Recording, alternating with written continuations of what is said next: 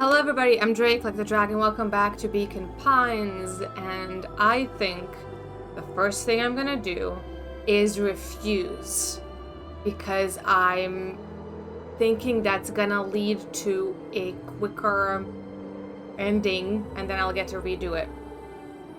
So with that logic in mind... Luca had no choice but to refuse Iggy's request. He tightened his grip and reached for the walkie-talkie in his pocket. A wild delight crept onto Mr. Kerr's face. That's a good lad. Now, radio for help. Iggy begged Luca with his eyes one last time, but Luca pressed the button and called out. We need help. Mr. Kerr is in danger. It wasn't long before they were once again surrounded by clipboards. Mr. Kerr sighed with relieved frustration. There you are. You really are a worthless lot, aren't you? Mirror, now. A clipboard dutifully produced an ornate ivory hand mirror, and Mr. Kerr began preening his tousled hair. Ah, that's better. Mr. Van Horn, I applaud your sharp thinking under duress. I'll put in a good word for you with the founder. Take them away. A swarm of hands overpowered Luca. The last thing he saw before a cloth bag was pulled over his head was the defeated look on Iggy's face. The end. Yep. I think this was one of those times where doing the right thing was the wrong thing. Yep. So... Let's kill a bunch of people. Luca had no choice but to accept Iggy's request. With a quiet blink, Luca watched a teardrop sail down into the howling void. As his fingers slowly gave up, he met eyes with Iggy. Good. Oh. Double homicide. The two silhouettes were swallowed by darkness.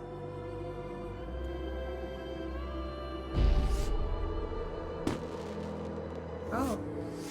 Oh.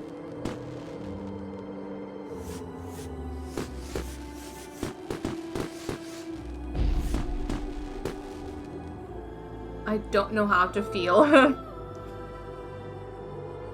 of a goodbye, Iggy.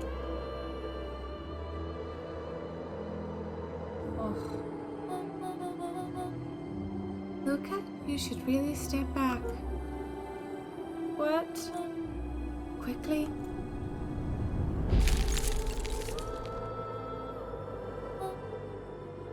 Curious.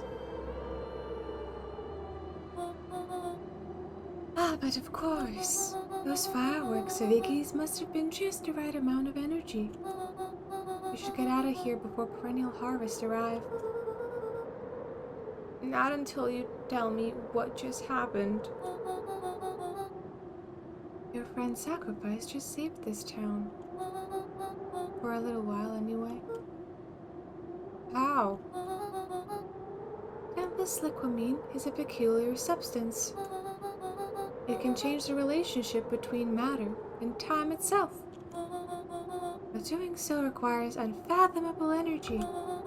In a closed system, that energy can only come from its surroundings.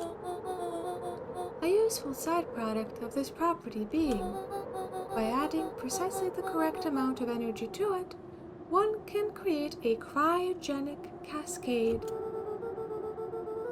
So the gunk makes things cold and the fireworks made the whole freeze over? That's one way of putting it, yes.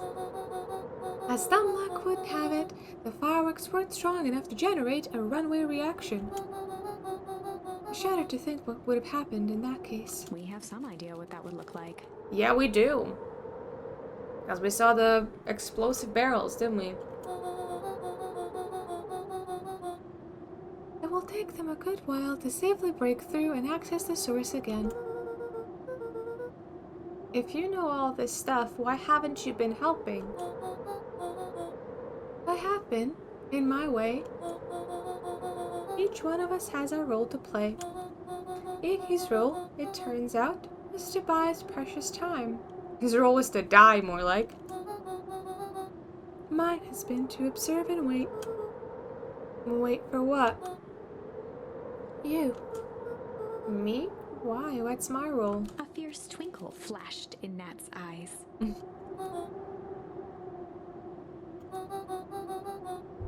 Luca Van Horn, you are going to save the world.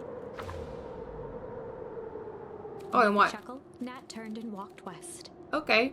Dumbfounded, Luca followed behind him, trudging through the snow.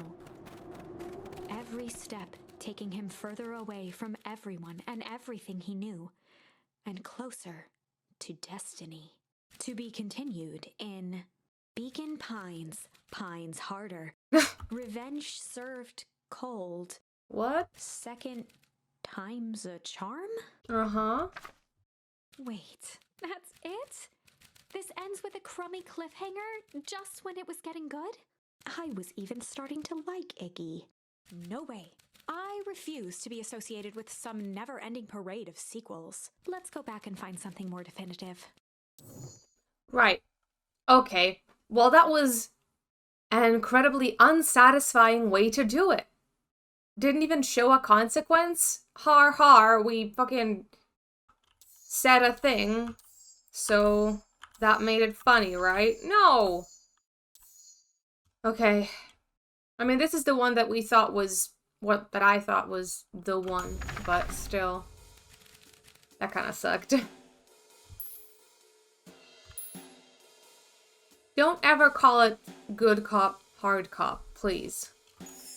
They'd run the classic good cop, hard cop interrogation.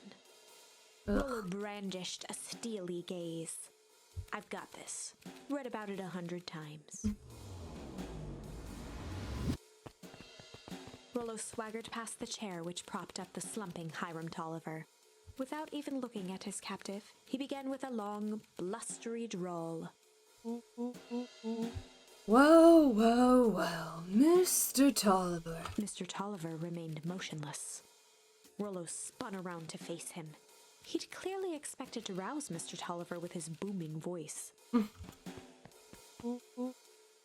Mr. Tolliver? Beck and Luca gave each other an unsure glance. Rollo slammed his fist on the table. I said, Mr. Tolliver! He grabbed the table lamp and beamed it onto the unconscious face. Mr. Tolliver groaned and slowly lifted his head. He recoiled with a muddled, weary squint. What in the world? The chair wobbled as he attempted to straighten up. Who was there? Mr. Tolliver could only make out rough shapes through the glaring light. With a gruff tone, Rollo hoped to both conceal his voice and intimidate. I'll be asking the questions here, punk. Now hold on, let's just calm down.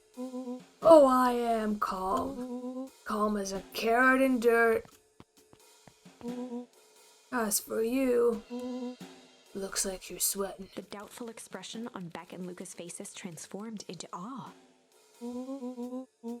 We can do this in my way, or well, let's just say I've never needed another way. Rollo, hitting his stride, Wow. was now channeling every detective trope his memory could recall. You're an alcoholic. He slammed the table again. Now dance. What? I don't even... Mr. Tolliver's voice became desperate. He was nearly in tears. You've tied me down. How on earth could I dance? That's with your mouth, punk. Spill the beans. What are you doing poking around this house? I'm here to help Juniper. To make sure everything's ready. Oh, so you're in cahoots with Gran? Gran? Mr. Tolliver was in a daze, now more confused than ever. Gonna help her blow up the festival, eh?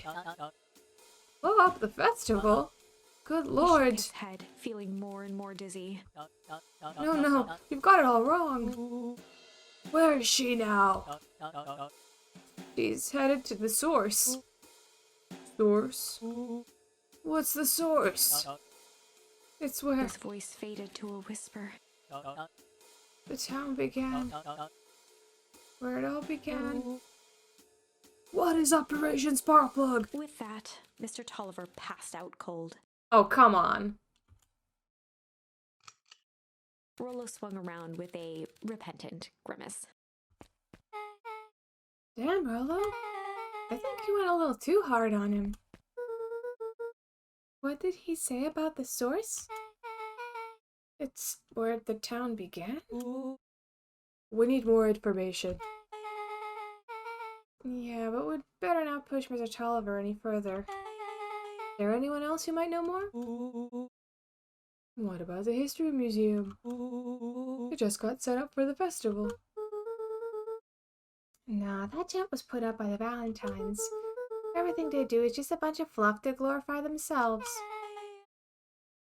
Is there anything more reliable? The library. If there's any information about the source thing, Cato can help us find it. Let's go get some answers. Oh, not Cato! He's so creepy!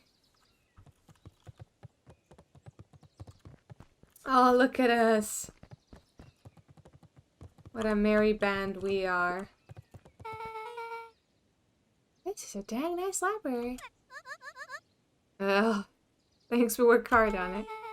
Aren't you a little too adorable to be a librarian? Oh. Oh, Cato hung out here so much, eventually they gave him a set of keys. I just keep an eye on the place for Mrs. Novak sometimes. They got you working for free?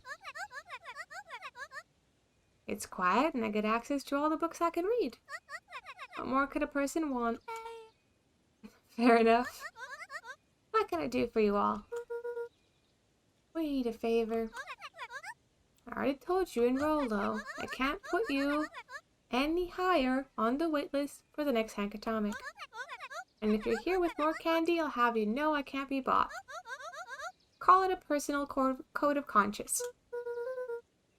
Actually, we were looking to do some research.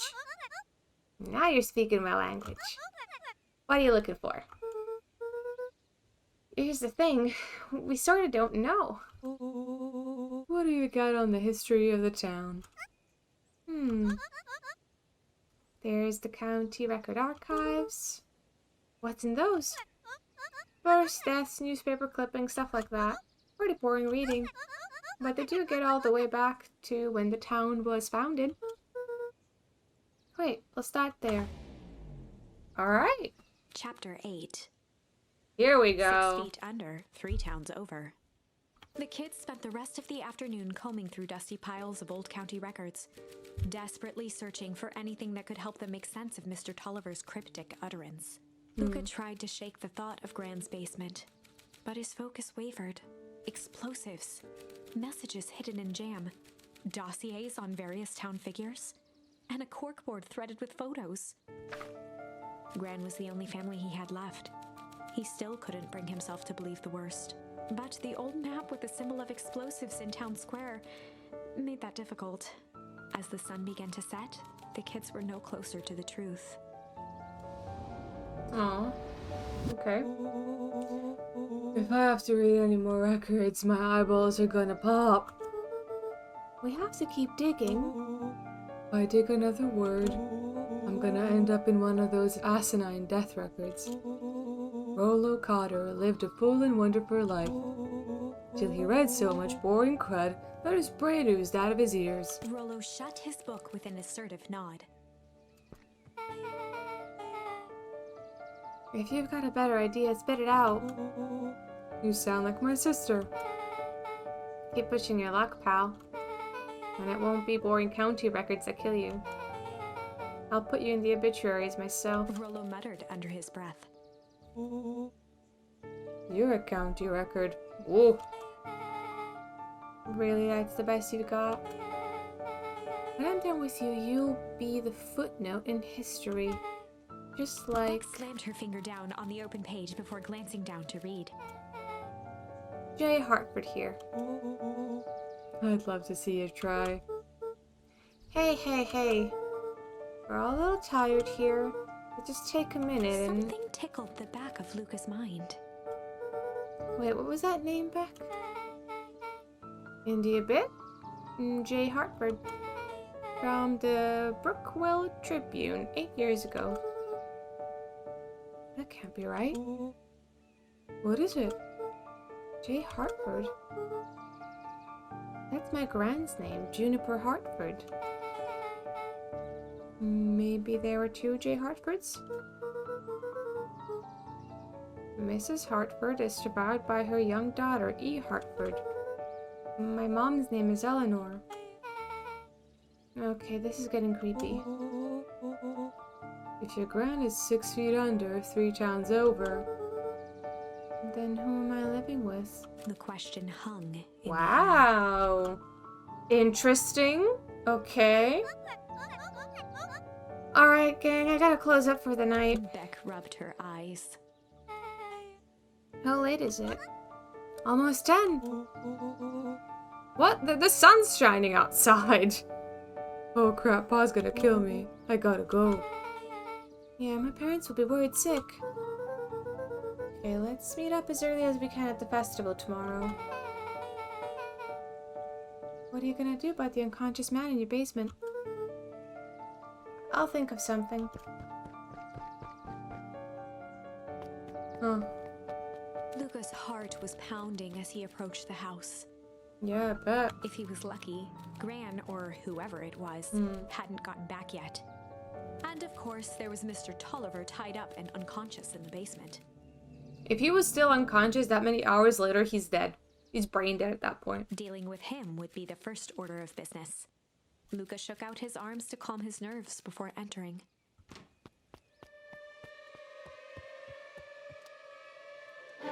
He held perfectly still, tempering his breath, and listened closely. She was asleep. His only hope was that she hadn't found Mr. Tolliver before dozing off. Okay. Left the door to it wide open as well, huh?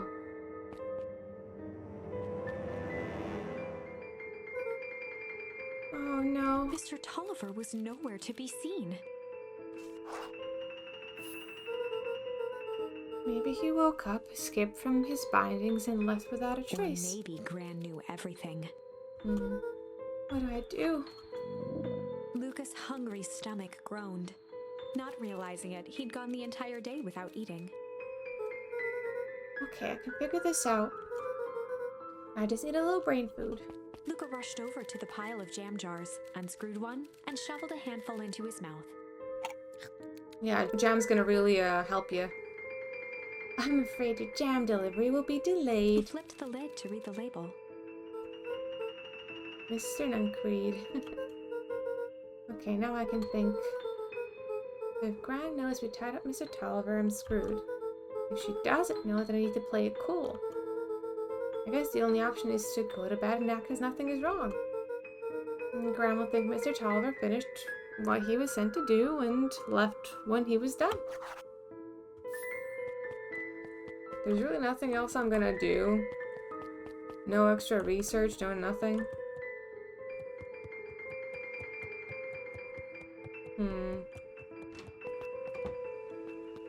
Something's so weird here. There's really nothing I can do in the garden. Fine. Oh. Gran? Okay, stick to the plan. Go to bed and play it cool. As Luca climbed the final stair, the emotion of the day dragged heavily on him. With each consecutive step, his legs weakened. His stride began to falter. Oh. He tried to grab for the railing to steady himself. Something was wrong. Yeah, something was in that jam. Because Mr. Nuncreed's all screwed up. He's somehow involved with the bad guys. Possibly even the dude in the suit. Just a piece of shit. So they were gonna help him pass out. Come on, legs. Just a few more steps. Luca groaned and tried to move. His limbs might as well have been bolted to the ground.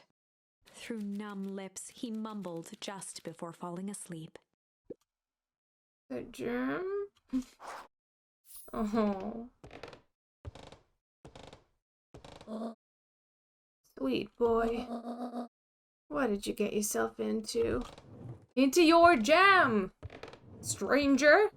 Stranger danger!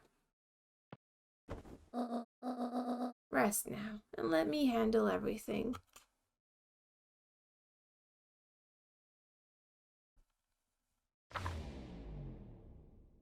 Chapter 9. Oh, A speech to end all speeches. okay. Luca awoke to find himself face down in bed. He moaned into his pillow. Why would Gran drug him? You drugged yourself! Or rather, why was she trying to There drug you go. Mr. Nunn? Yep. Shaking the questions from his woozy head, Luca snapped back to the matter at hand. He did snap up. Like, that was the right choice of words. That was very snappy. Okay. I just wear the same clothes all the time. Can't go there. Can't go there. Nothing to be seen. Was this drawer always open? Guess it was. Okay.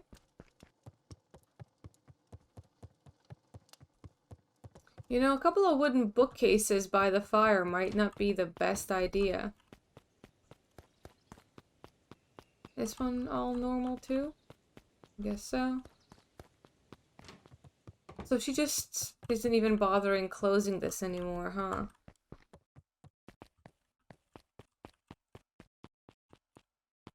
Jeez, okay. It just feels like we should be able to explore a bit more and not just accept it. There they are. I love how they run. Where have you been? Gran put something in the jam. Yeah, we know. Secret messages for secret conspirators. Not this one. The one intended for Mr. Nancreed? Put me to sleep. Whoa, ho, ho. Sly devil. Sly? Okay. I think she's trying to remove him from the equation. He might be in danger. Have you found anything? We looked around, but we haven't seen anything odd. Your Gran is nowhere to be found. But Mr. Nancreed is just loafing around waiting for the speech. What speech? Mayor Gus just got up on the podium. Everyone's gathering at the stage. Let's get moving. Oh, okay. Augustus Valentine nervously wiped his brow. Yep. Hello, Beacon Pines. I'm Augustus Valentine, your mayor, and I suppose you already know that. Oh yes, before we get started, I just want to take a moment to recognize someone who couldn't be here today. This town wouldn't be where it is today without my father, Sharper Valentine. So I thought we could begin with a round of applause, befitting such a great man. Even that's more than the old codger deserved. Gus cleared his throat and awkwardly loosened his tie. Right, where was I? Alright, so looking at the bunny mom on the right, so she's got 3 kids, one in the little stroller, and then one in her belly, so she is constantly pregnant, because I guess, you know, the whole thing they say about rabbits, am I right? William Kerr bounded on the stage with the energy of a preacher at a big tent revival. Ugh. Gus Valentine, everyone. He gave Gus a hearty slap on the back and motioned him off the stage. Off you go. Let's hear it for our mayor. What a great turnout. Oh heck, I didn't prepare anything. But I suppose I could say a few words. Would be a shame to waste such a beautiful podium. Mr. Kerr pulled a thick stack of note cards out from his Ugh. vest. Community, conviction, commitment. These are the things we celebrate at Perennium Harvest, the 3 C's, if you will. For us, these are the pillars of the bridge to a better tomorrow. But I think it's time to add a new pillar. Change, sorry. Change is a powerful thing. It's inexorable, unavoidable, and undeniable. And I am daggum thankful for it. Change is the reason we're all together today. It's hard for me to believe that it was only 4 years ago when fate brought me here. A simple business trip which brought me to a small town which would change my life forever. Mr. Kerr took a moment to survey the crowd. You know what? He wiped away a single tear. From the second I set foot in Beacon Pines, something about this place has held me captive. You see, change represents opportunity. It represents potential. It was change that helped me recognize the potential of this place. To see that the people of this town, despite suffering great loss, still held on to the things that made them special. He thumped the podium to emphasize each word. Community, conviction, commitment, change. Mr. Kerr nodded confidently, biting his lip. The crowd was silent, in rapt attention. Fate made a perfect match that day. Nothing is more important to you all than community. And Perennium Harvest is a community first and foremost, and an anus harvesting company second. Mr. Kerr methodically made eye contact with each section of the crowd. So many kids in the crowd, like, who are we even talking to? Where are all these parents at? The only way you made it through the foul harvest was an unshakable conviction. A conviction that a better tomorrow was just over the horizon. Perennial Harvest was founded on the conviction that we are that horizon. The festival is a symbol of our commitment to each other. His voice began to build to a crescendo. We now walk hand in hand into a future we will shape together. And that is what change is all about. Grabbing the future by the scruff of the neck and making things happen. Change is a choice. I am tickled pink that we will all be making that choice together. How great is that? Just imagine what we can accomplish. So many words to say nothing at all. What was that? The crowd began to look around nervously. Don't worry, a little thunder isn't going to ruin this day. Everyone remain calm. Mr. Kerr quickly flicked through his note cards. Where was I? Through all my travels, I've learned one true thing. One always reaps what they sow. We have all planted a lot of good in this town. And so, it is with a happy heart that I can proclaim, He raised his hands up to the heavens. our harvest awaits. Yeah. Yeah, the explosion, At that moment, screws it a up. merciless wall of impossibly cold air ripped through the crowd, instantly freezing everyone and everything it touched. For a man like William Kerr, this was a fitting way for things to end. On a stage, with an entire town frozen in rapt attention for the rest of time. The end. There's that ice again! Whenever I think we're getting close, it comes along and ruins everything. Maybe we should just quit? Maybe you should just close the book, walk away, and never think of me again. Damn, girl, you getting upset. No, I don't mean that. Count to 10, take a deep breath, hydrate, and reconsider. We got a little closer this time. We just need to try again. Please. Okay, so we can be sly. But are we sure there isn't something else?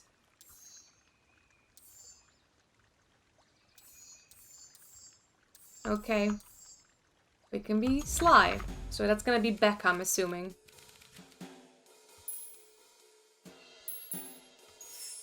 They'd run the classic good cop, sly Yeah. cop interrogation. Luca and Rollo ducked behind a barrel, leaving Beck to her task. Yeah, he wouldn't know Beck, would he? With a few crisp snaps, she roused Mr. Tolliver.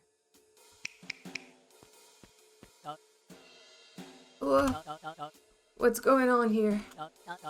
You're that Modeville girl. Please call me back. Sorry about all of this. Mr. Tolliver looked down and shifted a bit, testing his restraints. It seems there's been a mix-up. You see, I'm down here for the same reason you are. Juniper sent you here? Beck caught herself before letting the surprise manifest on her face. She'd already gotten him to reveal his relation to Gran. This was gonna be easy. Yep. You know how Juniper is with her precautions. Operation Sparkplug has us all on edge. I guess she thought you needed some backup. But she sent a child? What better way to avoid prying eyes? Who would suspect a kid? I suppose that makes sense. Mr. Tolliver wriggled a bit in his restraints. Oh, I'm so sorry. Beck quickly removed the ropes. That had to be uncomfortable. A little, yeah. But you understand. We never know who to trust in this town. Mr. Tolliver rubbed the growing knot on his forehead. Very true. So, it turns out we're both here to... Beck twirled her hand, as if to prompt Mr. Tolliver to finish her thought. destroy the evidence. Beck shook her head and clicked her tongue. Yep. The old gal is nothing if not thorough. Mr. Tolliver let out an amused huff in agreement. She sure is. Can't blame her, though. If anyone were to find out we're going to destroy the source, well, we both know how bad that might be. No one will know anything once I finish cleaning things up down here. Beck was on a roll now, playing Mr. Tolliver like a fiddle. He's stupid. You're sure you can finish this up on your own? Juniper trusted me for a reason. You can leave the rest to me. Good. There's one more loose end I'll go work on. Loose end? Oh, it's nothing really. The other day I had the radio on scan while restocking the candy shelf, and wouldn't you know it, I intercepted an odd phrase in Perennium Harvest transmissions. Underground secrets. That's ominous. I think it might be a password, but Juniper dismissed it. She said it wasn't mission critical. What's the password for? We don't know. So we have a password and nowhere to put it. It's gonna mean something, right? Good thinking. You should probably go work that out.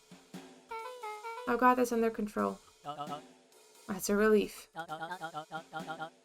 Between you and me, this basement gives me the willies. Heading for the stairs, Mr. Tolliver hesitated and turned to Beck with a puzzled look. She grinned and gave him a peppy wave. With a shrug, he continued up the stairs, whistling a jaunty tune. Yeah, he's way too naive to be involved in this plot.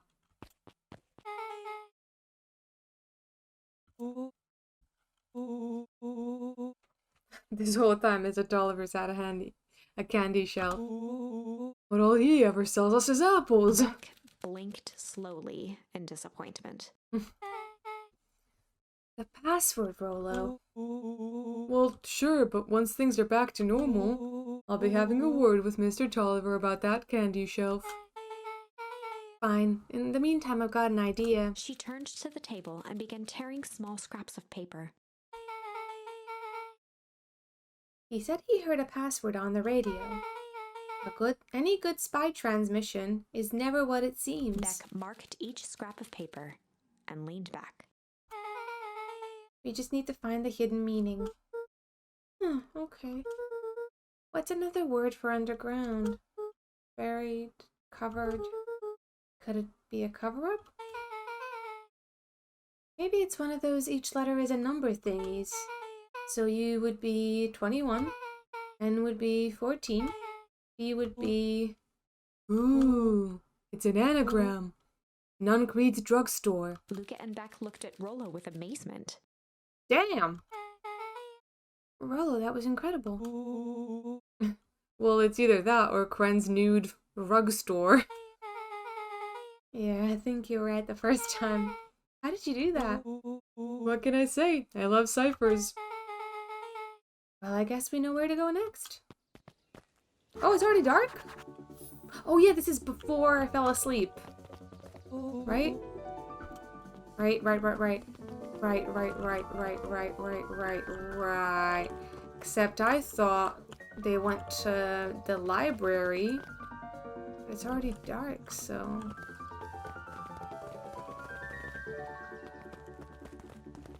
Yeah, we're just gonna ignore this.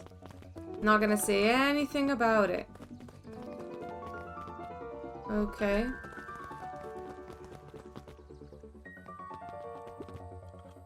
Is there anything else I can do here? I was only missing one, I think.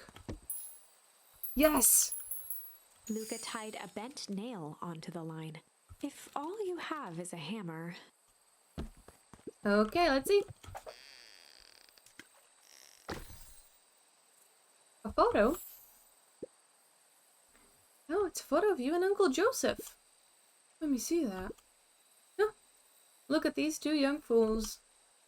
How did it end up at the bottom of the pond? Who can say? Some things are just hard to explain.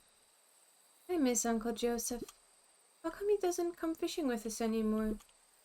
He's busy with his new job at Valentine's. What's a new job got to do with him fishing with us? It's complicated. Like I said, some things are hard to explain. Ooh. Well, that's quite a haul. Feels like a good time to pack up. Oh, just a little bit longer. If things lasted forever, they might not feel as special, huh? I guess. I'll make you a deal, Buckaroo. If you ever feel like you need to talk about anything at all, you just say, let's go fishing, and I'll know what you mean. Like a secret password? Yep. Top secret. Neat.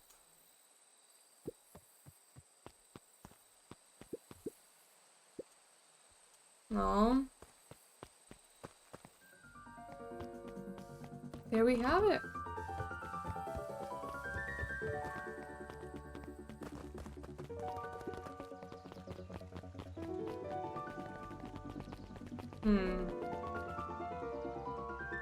Oh? You're late, Augustus. Sorry, sister.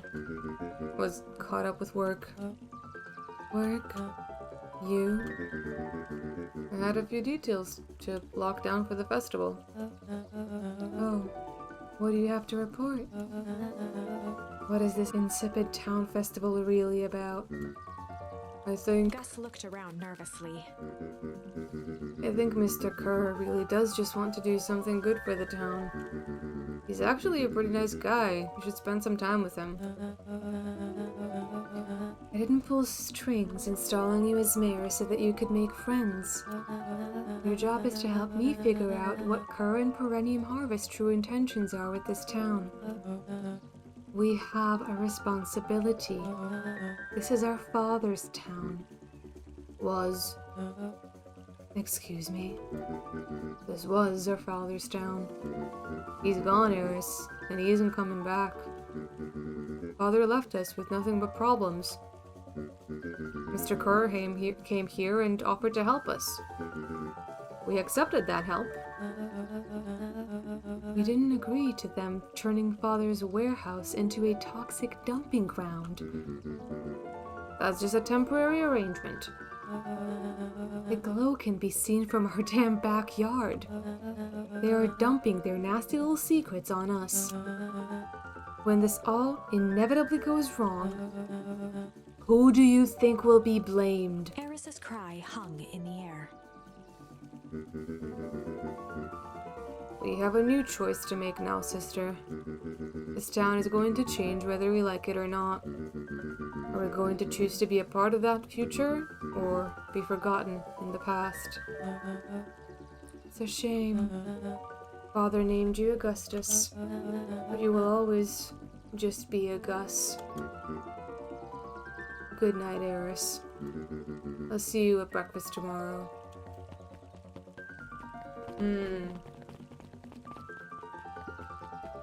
It's getting late, children. Yeah? Okay. That's it? That's all she wrote? Knowledge, he spat with a sneer. There exists a gulf between knowing something and being able to do a damn thing about it. I do hate it when the villain makes a good point. Anything else I can do? Oh, she's not there. Can I go to the diner? Damn it. Didn't finish the minigame in there.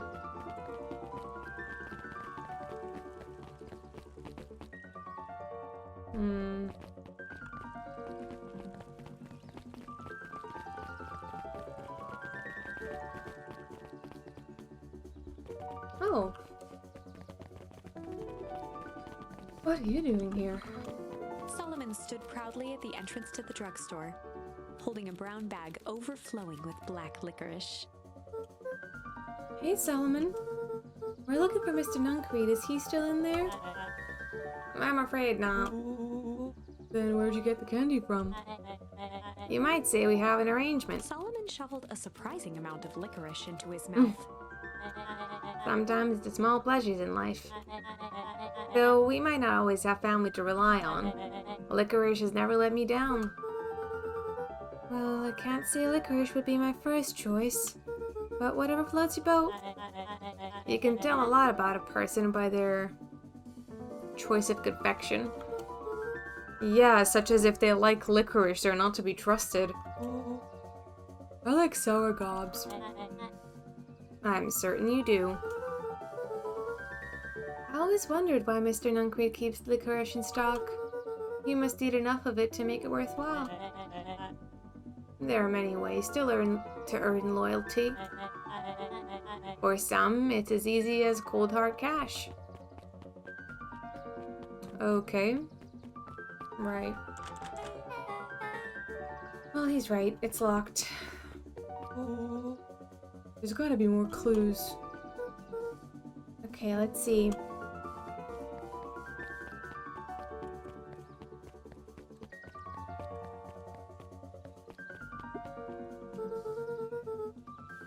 Have you ever seen anyone actually use this thing? Besides Mr. Nuncreed, no. Beck cupped her hands on the glass to peek inside.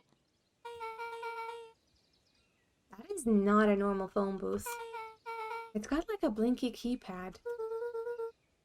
Why would there be a blinky keypad? Crane's Nude Rug Store. I mean, Underground Secrets. The password. Beck flung open the door and they all squeezed in.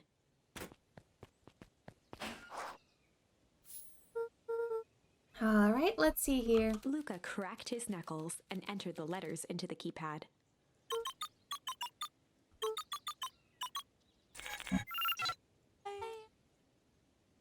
Sounds like that did something. Great. Now what? I guess we... The inside of the phone booth dropped loose from its shell. Without even the space to panic, they closed their eyes, held their breath, and accepted their fate. Suddenly, the chaotic descent slowed to an effortless landing. It was unclear where they ended up, but at least it was solid ground. Finally, we get to see a bit of this. The air was stagnant and smelled vaguely of chlorine. I knew it! You knew there was a secret hub full of strange tubes under a phone booth? Of course I did. Didn't I say that? No, I definitely thought it. Luca, do you remember when I said how cool it would be if the transdimensional conduits from Hank Atomic issue 12 were real? Rolo, at one point or another, you've said that about every technology ever discussed in the comic. That's why I'm such a good predictor. It looks like each of these has something written on them. Okay. Mining Operations Alpha. No mines that we know of. Farms and fertilizer. Huh.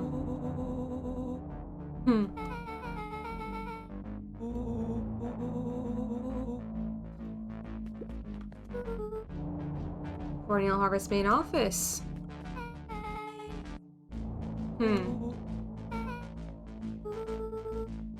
Is she involved in all of this? We just moved here. How could she be involved? True. Valentine Fertilizer Warehouse. Isn't that where you almost got snatched? Yeah. Why would Perennium Harvest have a tube going to the old Valentine place? This is starting to feel like something big. Yeah, no shit. This suit has a broken mask. So have we found our mystery warehouse creeper? We've at least found their hazmat suit. If it walks like an uncreed and talks like an uncreed. Let's not jump to conclusions. I've jumped. I've landed. That's a lot of buttons. Stand aside, Earthlings. I've read enough Hank Atomic to know my way around sci-fi tech. Rollo's hands hovered over the field of blinking buttons. Eeny, meeny, miny.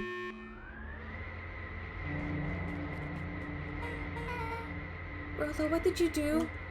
Nothing. I didn't even moo yet. What was that? Hide.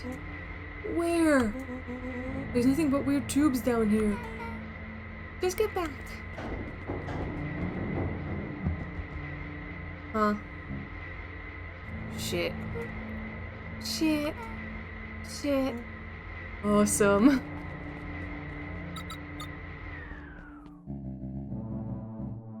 You all need to come with me now. We aren't going anywhere with you. Not until we get some answers. Mr. Underground Secrets? I told them it was an absurd password, but they love anything that makes them feel clever. They who? That's no matter. If I can keep you hidden until after the festival, I might be able to save your skins. We don't care about our skins. Hold on now. I like my skin. This all stops now, Nuncreed. Joseph waited for a moment in silence. You sound just like him. Ooh, my pa?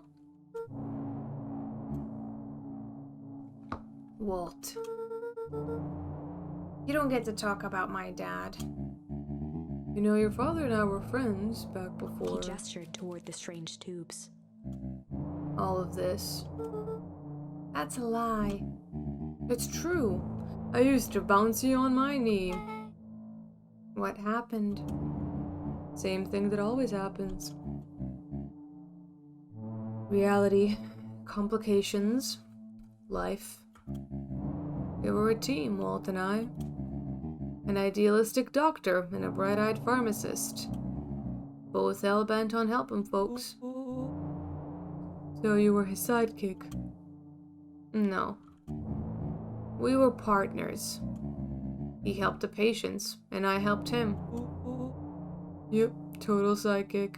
Nuncreed let out a growl of a sigh. Luca, I need you to know this. I need someone to know this. One day, Sharper Valentine comes to us. Says he's got an opportunity. He'd found something he didn't quite understand.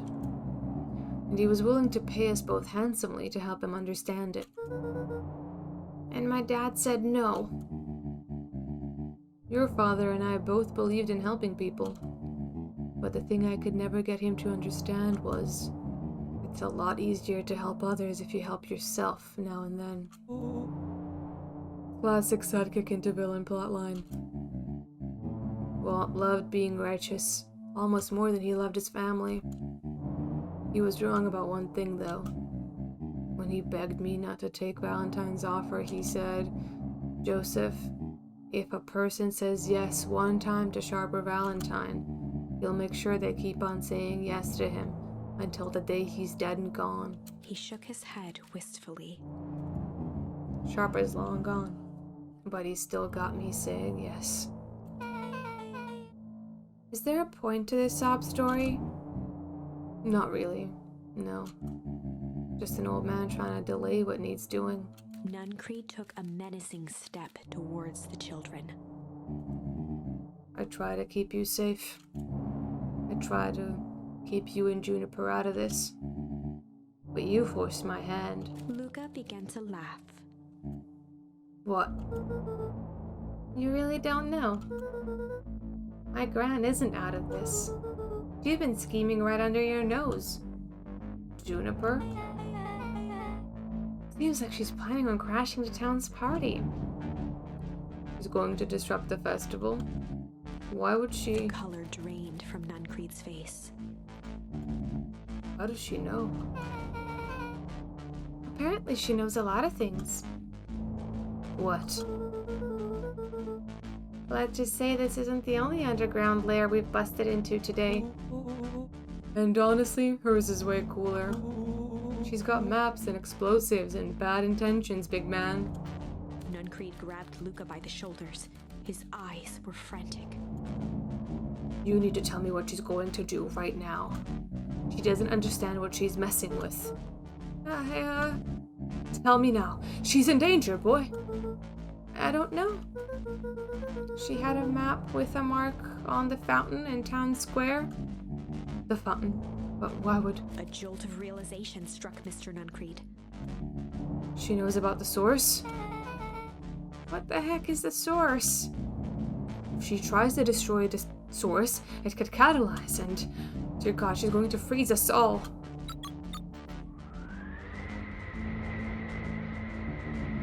You all need to run. Run where? Away. As far away from this town as you can get. Head west and don't look back. What the fuck? That did not go how I expected. So... We're totally following him, right? Totally. See you on the other side. Jesus.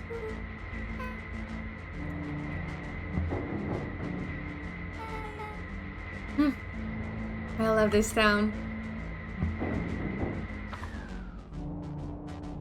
Chapter 8. The Cold, Hard Truth. Wow. Beck leapt up, allowing the suction to yank her into the dark. Dimness eclipsed around her like the shutter of a camera as she seemed to cover great distance in mere moments. Her only points of reference were glints of upcoming turns, which approached with frightening speed, only to carom her gracefully along. She heard the tinny, distant echoes of Rolo's glee. Okay. Once she stopped fighting against it, the ride was impossibly smooth. Then, all of a sudden, as if minutes had passed in an instant, Right. light blazed into view. A burst of wintry air snuffed across her Yes, face, yes. and she was flung out into the cold. Awesome. Awesome!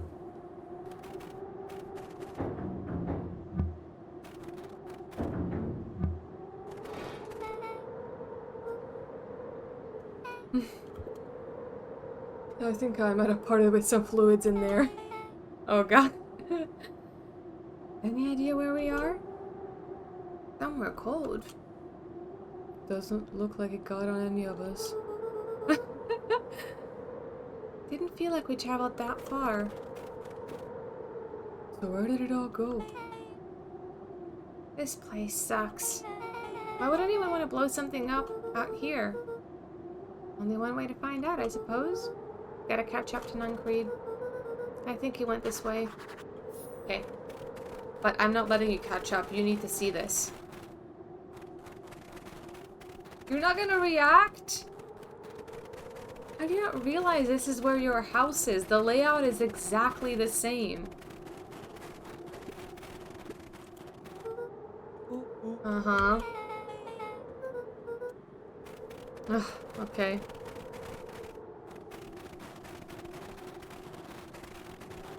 Yeah, still not gonna say anything? Okay, this is starting to feel really familiar. I may not be the most well-versed in all things Beacon Pines, but this does look like some sort of frozen replica of the town. Oh, I got it. It's so obvious now. Mr. Nuncreed is an alien. Rollo. Stick with me here. His species can only live on sub-zero temperatures. Oh boy, here we go. Their source is their base camp dimension, so naturally they keep it cold. We found it by traveling through those metallic wormholes back there. The final objective? Kill us all and shape-shift into a Beacon Pine citizen of their choosing. You never really had me, but you very much lost me there. That is a great line. You get used to it. We should keep moving. As they rounded the corner to the frozen town square, they spotted Mr. Nuncreed inching cautiously toward a pit at its center. He held his arms out gingerly, as if approaching a beast in the wild. Upon closing the distance, Luca recognized what Nuncreed was after. Gran stood confidently at the edge, one arm outstretched over the abyss. Nearby, a wheelbarrow had been emptied out. Oh no. She held a lit torch, which flickered in the bitter wind. Juniper, I don't know what you think you're doing, but I assure you this is not going to solve anything. If you drop that, you've doomed this whole town. Oh, it wasn't me who doomed this town. I've been watching you, Joseph. I know what you've done. You and your co-conspirators. Gran? What's happening? Luca, you and your friends need to leave right this moment. Mr. Nuncreed turned back toward the kids, desperation in his eyes. Listen to your grandma, Luca. This is between me and Juniper. Rollo and Beck held steadfast in awe. Luca approached closer. Mr. Nuncreed spun back toward Gran, his voice growing louder. You've got it all wrong, Juniper.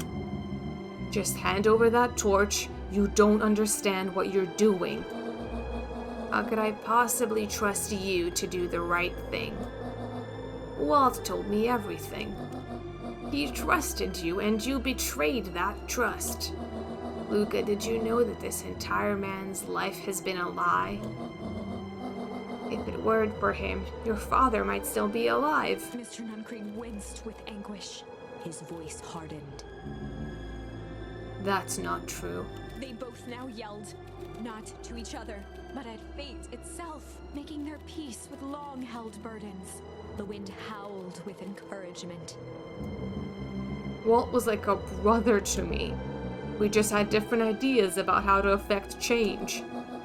Very convenient that your way just happened to line your pockets. Now that's not fair. They menaced at each other, both catching their breath. The moment balanced on a knife's edge. Oh. Amid a blur of emotions and memories, Luca's mind flooded with questions. The wind calmed, as if to give him the stage. No. Oh. Which one is the right one? Because I want to choose the wrong one first. Clearly, I want to choose the wrong one first.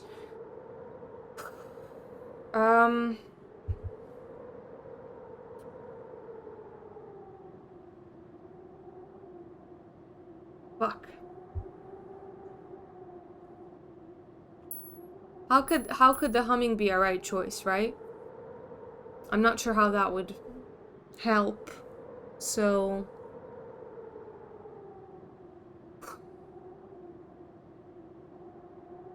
I really want to explore all the options. So I wish I knew which one was wrong.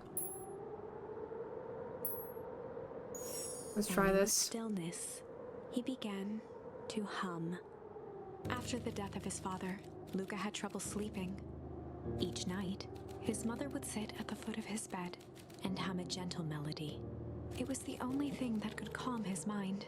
The only thing that, however briefly, could make it all seem okay. That melody pervaded every memory Luca had of his mother. Shivering in the raw snow, he began to hum it out loud.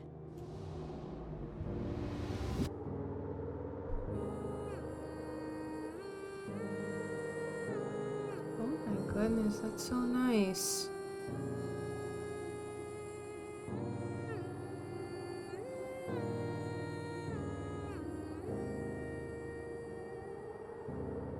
Wow. Gran lowered the torch, listening closely. As recognition slowly set in, her heart sank. Those countless nights of consolation, the incomparable loss they shared together. She let the torch fall to the snow and sizzle out. Did I just accidentally choose the right one? A few steps toward Luca was all she could bear before dropping to the snow herself. Through a flood of tears, she began to hum along, note for note.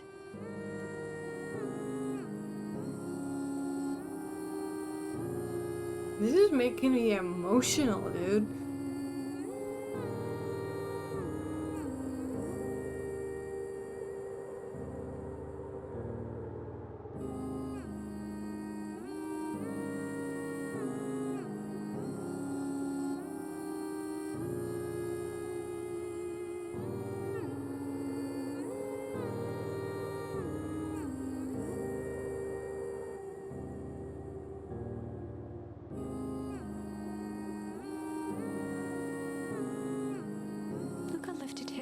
In astonishment, last time he heard that melody was the last night he saw his mother. How do you know? I'm so sorry, my little buckaroo. Buckaroo? The only people who call me that are my dad and your mother. Luca blinked through blurry, watery eyes, trying to see more clearly. I'm sorry, what? Did she, like, get herself into that sludge and get all old? But she's not looking mangled, so the fuck? He could just make out the impression of a What? familiar face. He peered across the snowscape at the woman on her knees. Something about her was undeniably his mother. Only smaller, older, changed. What? Mom? That's right, buckaroo. Mom! Luca sprinted as fast as he could toward his mother. They held each other close, and the cold retreated from their bodies. Eleanor? I thought you were... gone? You should have known I would never abandon my son. Eleanor looked down at Luca, tightening her embrace in an appeal for forgiveness. How?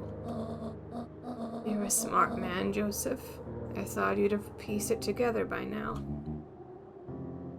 You were exposed. Mom, I don't understand any of this. What happened to you?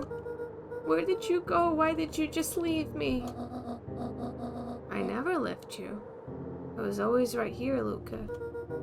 Why did you lie to me? It tore me up, Luca, but I did it to keep you safe. I thought that getting answers would help us both move on.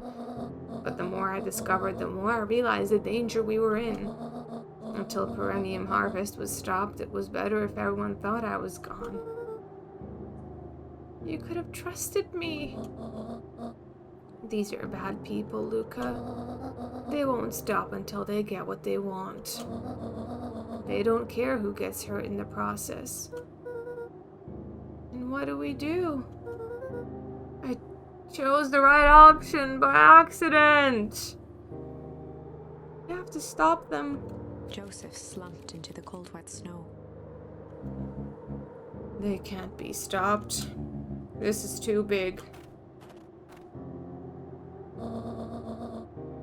I tried beating them at their own game. I'm done fighting fire with fire. For the first time in a long time, her voice felt like her own again. No more lies. I see now there's a better way to stop Perennium Harvest. The cold, hard truth. Luca gazed down at Nuncreed with pity. He looked small.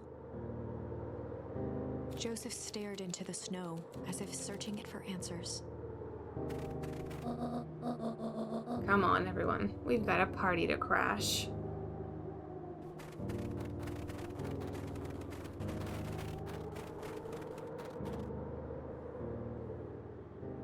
It doesn't just age you, it makes you all disfigured and shit, doesn't it? I don't understand. He always wins. Chapter 9. The Devil You Know. Huh. 7 months ago, Oh. Eleanor Van Horn crept down the maze of sterile hallways under Perennial Harvest. She stopped in front of the large steel door marked Deep Engineering. No turning back now. She raised a trembling hand. The stolen keycard worked as promised, and the door buzzed open with mechanical efficiency. She was immediately hit with the smell of disinfectant. It was some sort of laboratory. Okay. In one corner was a desk covered in papers. Across the room stood a tall metal pod with hoses protruding from its base. She rushed to the desk and began shifting through the piles of papers. They were experiment reports on something called Tempus liquamen. There were dozens of them, every one stamped failed. Eleanor heard the sharp echo of footsteps approaching. She was out of time. Her eyes scanned the room, eventually landing on the strange pod. Muttering a curse under her breath, she dashed over and dove inside. Okay. Right, that's what change is all about.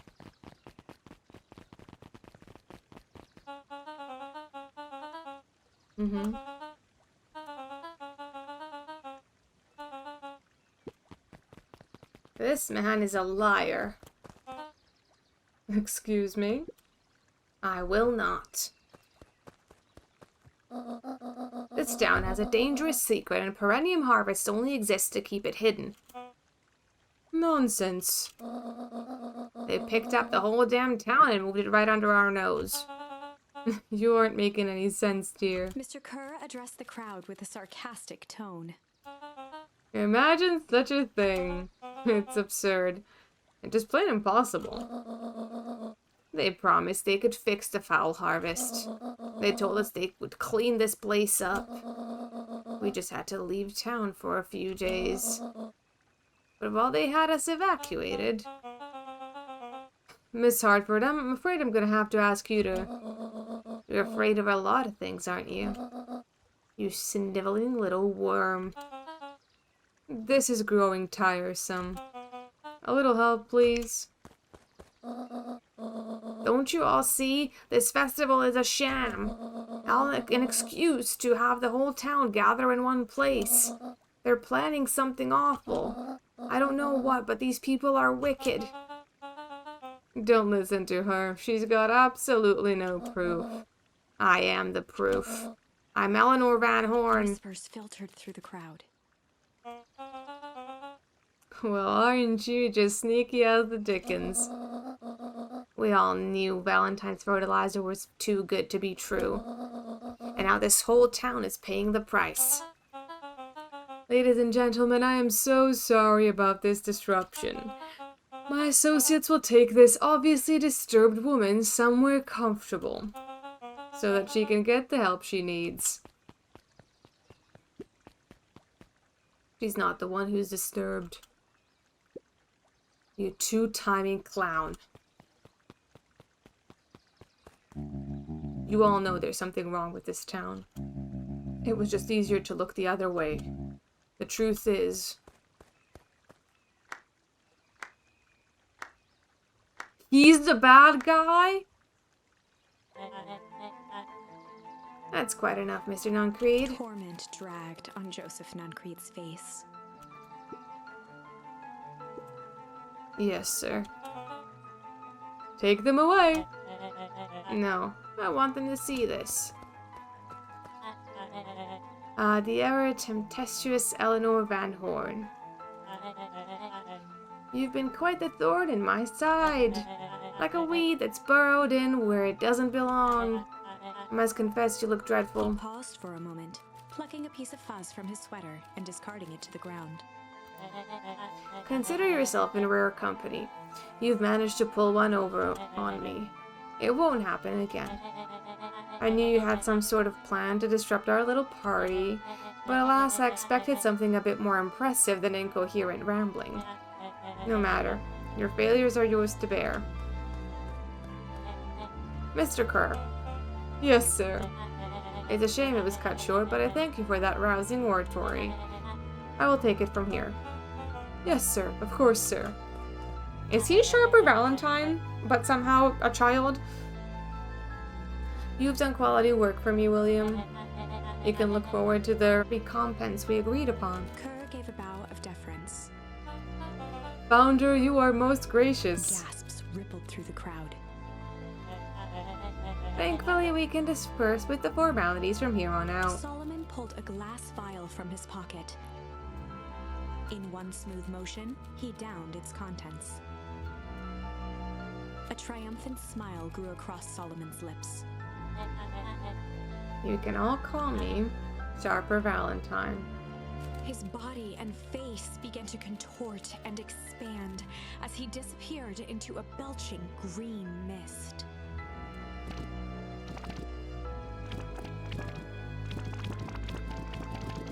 Oh, God. A hushed horror gripped the crowd. This is a story about change. What? No! So you didn't see that coming. Good. Sharper examined his new hands. Well, this is quite the improvement. Everything looks so much smaller now. Eleanor was right about one thing. The festival was a ruse. I wanted you all to witness my glorious return with your own eyes. Why does everyone look so downtrodden? This is a celebration, people. Maybe it would help if we set the mood. Mr. Kerr, be a dear and reveal the sign.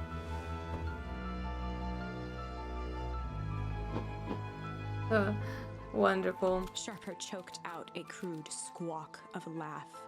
Frustrated grumbles sprinkled through the crowd.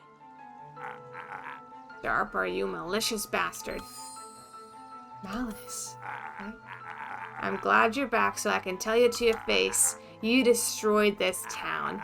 We ain't gonna let you get away with it again. Sorry, this is not the time for audience participation. Some assistance, Mr. Kerr? William Kerr gave a subtle nod to the clipboards. You coward. Does anyone else have something to contribute? A helpless quiet settled over the crowd. I thought so. Did you all truly believe you could be free of me? A town of complete and utter fools. You people should be celebrating my return. You're clearly lost without me. And that leads me nicely to my children. Daddy? I give you both the greatest gift a parent can give, the opportunity to prove yourself in my absence. Squandered. To say I am disappointed would be an understatement. But Silence, Augustus, an adult is speaking. I don't know which is worse, a son who is completely hopeless, or a daughter with such potential who inevitably lets me down. Eris, you fail me with admirable consistency. Thankfully, I was counting on it this time. Father, I've been wasting my time, my dear. What have you accomplished? I was focused on cementing our legacy. Legacy? Who needs a legacy when you can just live forever? But what about... It's alright, kiddo. I'm afraid you suffer from a complete lack of imagination. There's just no helping it. Now then, where's Joseph? You didn't take the opportunity to slip off, did you? Ah, there he is. Everyone should give him a hand. None of this would have been possible without Joseph. I think you've said enough. Nonsense, the people deserve to know how helpful and loyal you've been. I only did what I did because he left me no choice. You always had a choice, Joseph. You were simply too weak to take it. No matter, cheer up, you're about to be rich beyond your wildest dreams. You should follow Mr. Kerr's example. When I found him, he was in a sorrier state than any of you. An aging actor desperate to recapture his youth. He played his part, and soon he'll be able to play the leading man again. Forever, in fact, if he remains loyal. That goes for all of you. Well, those who haven't already frittered away my goodwill. Beacon Pines is mine again, and I am willing to share its spoils in exchange for absolute loyalty. Are you saying William Kerr was never in charge of Perennium Harvest? You think that puffed up blatherskite could have accomplished all of this? Dawn, I suppose it's time for your big exclusive. Sharper addressed the crowd with indignant pride. He'd planned this moment for so long that now, at the deed's fruition, it almost felt frivolous. You see, I needed a figurehead to hold things down while I orchestrated my return. Someone to misdirect, to lie, and bilk this down for a spell. So I invented William Kerr. Take your bow. You've earned it. Mr. Kerr flourished a preposterously elaborate bow. Patrick C. Montesquieu, thespian extraordinaire, at your service. Founder, I just wanted to thank you again for this opportunity. It truly was the role of a lifetime. Wait. So this Bill Kerr was a patsy the whole time? Now that your secret is out in the open, what's to stop this town from rising up against you? Oh, that's the delicious part. Fear. Thanks to our clipboards, I know what each and every person in this town fears most. And I will make those fears manifest for anyone who steps out of line. The choice is simple. I'm not afraid of you. Oh, the young hero. I've kept a keen eye on you, boy. You and your friends made a habit of disrupting my plans. What a pity. If things would have gone a bit differently, you might have had your moment of triumph. But that's fate for you. You can't do this. Oh, but I can. I have won. Never underestimate what a great man can do given time. And now time is my plaything. Perhaps the most expensive thing I've ever bought. But well worth it. Sharper coughed up one final laugh and cracked his knuckles. Enough chit-chat. Let's get to work, shall we? And so, Sharper set about remaking the town in his own image. The fertilizer factory soon reopened for business. Sales rose steadily as more and more farmers across the countryside began to swear by its miraculous properties. Beacon Pines became famous, a secretive town that, for the right price, shared its gifts with all. Gifts that became more and more necessary in a world where winters grew longer and longer. The end.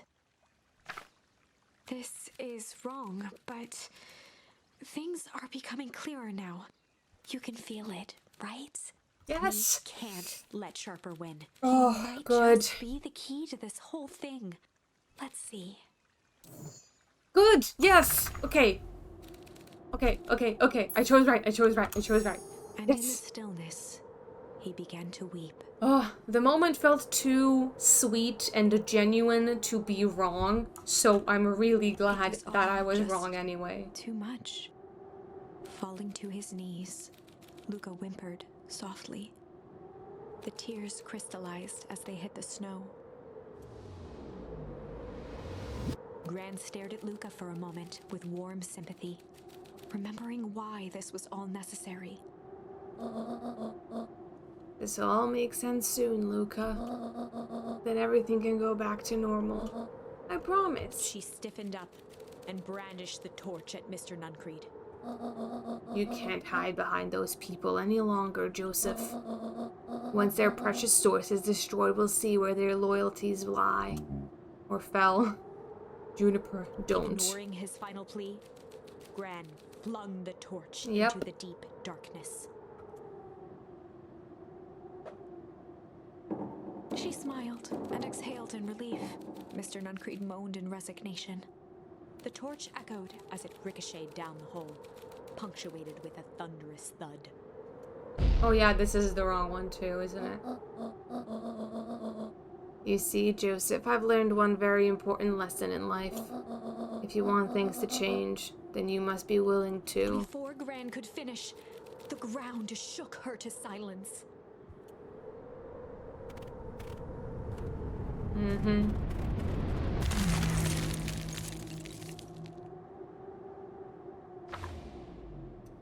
Okay. Gran only had time to spin around and run to Luca.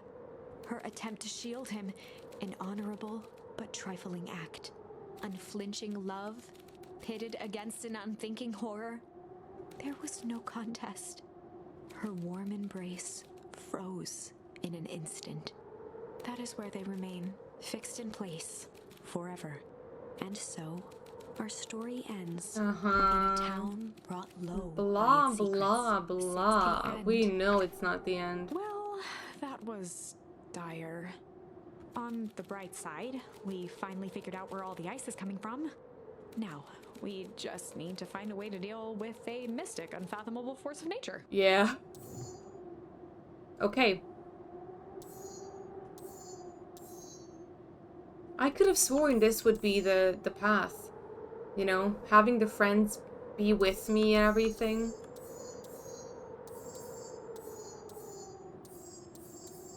So it's just this one.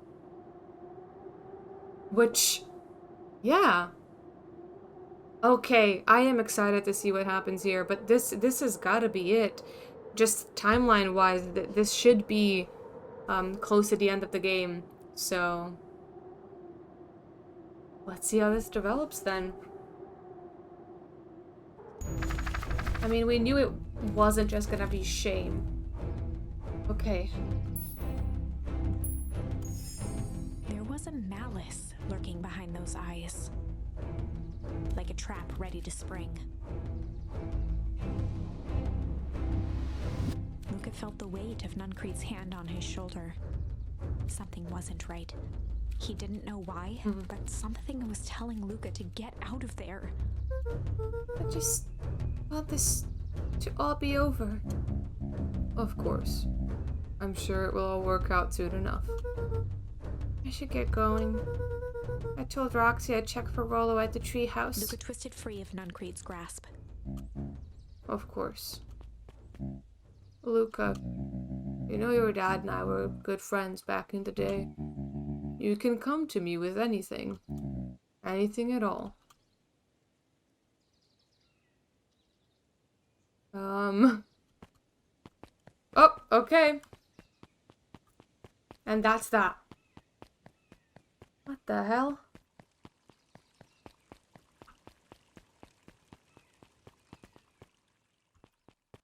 Can I talk to you?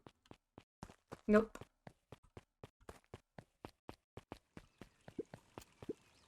He looked down and muttered in a gruff voice, Mama always told me my problems would look smaller once I grew up, but my problems always seem to grow up right along with me. Heavens, I just sense big trouble ahead.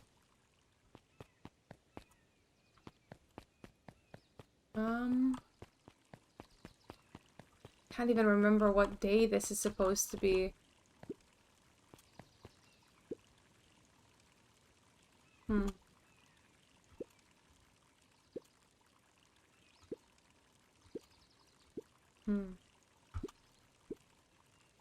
Okay.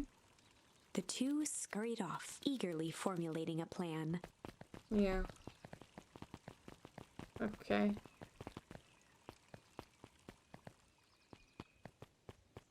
Hi, Dawn. Oh. Well, happy sleeping. Can't get in there yet.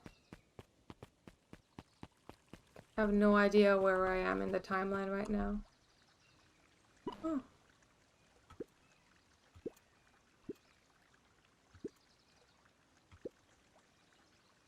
Oh. Okay. Whoa. You get a wrench to the noggin sneaking up on a guy like that. Doesn't scare a man while he's junking, sonny. Evening, Jeff. Isn't it kind of late to be junking? I might as well ask the same thing of you. Find anything good? Ah, ever since Perennium Harvest moved in, everything, even the junk is trash. You can learn a lot about a person by looking at what they throw away. With this bunch, it's all shredded paper and coffee cups. Well, I better get going.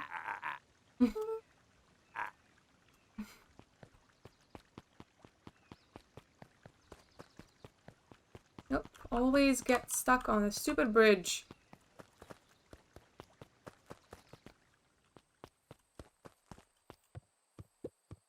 I fished everything out, so...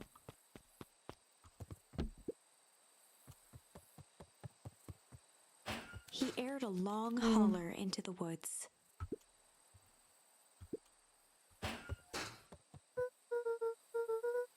Rollo, wherever you are, I hope you're okay. Luca felt his eyes getting heavy and plopped into the beanbag. He conceded to its lumpy embrace.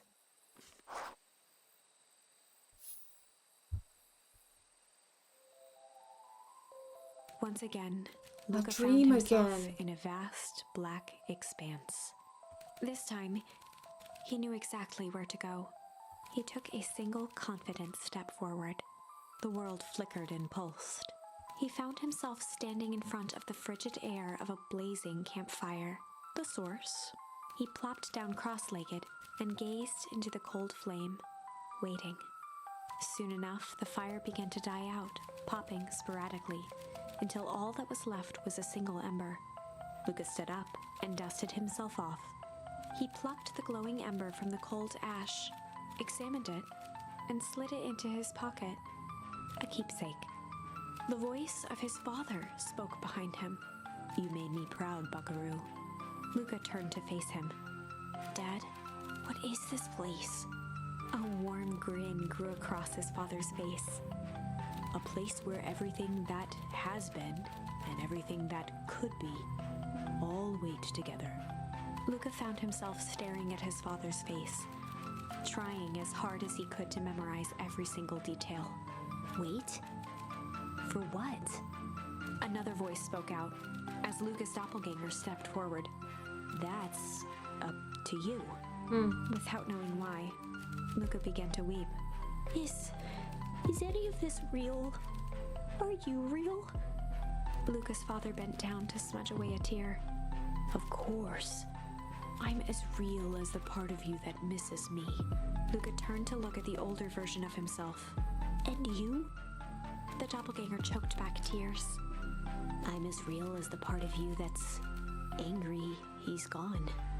Does that make sense? Through his tears, Luca laughed. "I think so." His father pulled him in for an embrace. "Time to go, Buckaroo." Okay. Luca was startled from his dream by a banging on the floor. Are you in there? A commanding voice rumbled from below. Just as Luca sprang to lock the entry hatch, the door knocked open. Whoa. Chapter 5. Dangers big and small. Luca stumbled back. He heard the rope ladder creak under significant weight. Keeping his eyes fixed on the hatch, he inched backward to the balcony. As his hand grasped the door handle, Luca froze. A large figure clumsily wriggled up through the hole. Is that Rollo's dad? Stop right there, or I'll... Yeesh, I know it's dark and all, but I figured you'd recognize me. Who are The you? large figure cocked its head inquisitively. Stop now or I'll clobber you with a baseball bat. Whoa, take it easy. Luca, you need to get your eyes checked. It's me, Rollo. What? Nice try, but I know you aren't Rollo. You're like one of his random uncles or something. Where is he? Uncle? Luca, quit messing around. It's me. If it really is you, prove it. Flaming chicken coop, Luca. Luca's jaw dropped. He peered more closely at the man standing in front of him. Something about him was undeniably Rollo, only bigger, older, changed. How? What happened to you? When I was running away, I ran into more people in those yellow suits. They grabbed me and dragged me away. What? Where did they take you? I don't know. They threw a bag over my head. It was cold and smelled like a swimming pool. I think it was an underground lab or something. They made my hands all big. Look. Rollo proudly presented his hands to Luca. Pretty sweet, right? I mean, it wouldn't be my first pick for a superpower, but beggars can't be choosers. Rollo, it wasn't just your hands. My feet, too? Dang, Pa just made me new shoes. Wait, Luca, why are you so small? Luca moved to the side and pointed Rollo to his reflection in the balcony window. What the? His hands shot up to his face. Holy Toledo! Rollo, what did they do to you? They made me drink some sort of green crud. You? Actually, it wasn't too bad. Kind of tastes like licorice. I passed out and woke up like this. And then I sorta smashed open my cage and escaped. Whoa, you smashed open a cage? Kinda. At least I think I did. It's all a bit of a blur. They had you in a cage? Who are these people? I don't know who did this to you, but we're gonna fix it. Fix it? This is awesome! Well, just glad you're safe now. Look, I don't need to worry about me. Sure, I got snatched, but look at it this way. I got snatched. Slay. I know where snatched people go. You may finally have a lead on what happened to your family. Maybe you're right, but this seems dangerous. Danger? Huh. Rollo shadowboxed a few jabs. I'll take them all on. Hey fellas, what's up? With a yelp, Rollo dove behind Luca. Oh! Did I come at a bad time? Who the heck are you? This is Beck. Sorry, something truly bizarre happened and I need help. I didn't know where else to go. So you're just hanging out here with your large adult friend? No, this is my buddy Rollo. This is your missing friend? One and the same. He seems a little old. I'll have you know this is a recent development. What the heck does that mean? Oh, I'm sorry. You're the one who just showed up out of nowhere. So we'll be asking the questions here. That's fair. How did you find us? There's a little treehouse? I think you mean our silly little mission control. I hate to break it to you, but your secret path isn't so secret. And I could hear a racket from a mile away. See, Luca? This is why we need to improve security around here. Not now, Rollo. Beck, you said something bizarre happened? Yeah, but... She shot a nervous glance at Rollo. Anything you can say around me, you can say around Rollo. This has been a weird day all around, hasn't it? Yep. Beck's eyes narrowed. Okay, so it all started when I made it back home. My first order of business was to try to salvage my hair. So I dyed it with some stuff from the chemistry set my mom gave me. Oh yeah, this is where her hair went all gray. That's why it's blue now. Just to play it cool, hope no one notices. Notices what? Oh, nothing, I was just... Come over here and let me have a look. Oh, honey, what in the world did you do to your hair? It just kind of felt like a change. This is going to take forever to grow out. You're the one who said change was a good thing, right? I was talking about your mother's new job. I was talking about us moving. Well, I guess I took your lesson to heart. Ilona tried to put on a smile. Before I forget, I came up here to tell you that Nellie had to go into work. Tonight? Her and Mr. Kerr decided it would be good for her to try to get some things done before tomorrow. That Kerr guy seems like a grade A creep. Beck. He is! Him and his weird cult of personality. You are not going to ruin this job for Nellie. It means too much to her. Oh, I know exactly how much it means to her. It means enough for her to exile her daughter to this podunk town. This place sucks. The people are weird. You just don't know them yet. It's always cold. We're in the mountains, you'll get used to it. I can't even pick up a single decent station on the radio. It's all banjo music and farm reports. You know, I grew up in a town not that different from this one. Is that why you're better at talking to planes than people? Okay. So here's what we're gonna do. First of all, you're grounded. What? In the morning, I'll have Nellie come and see what we can do about fixing your hair. You need to look presentable for the festival.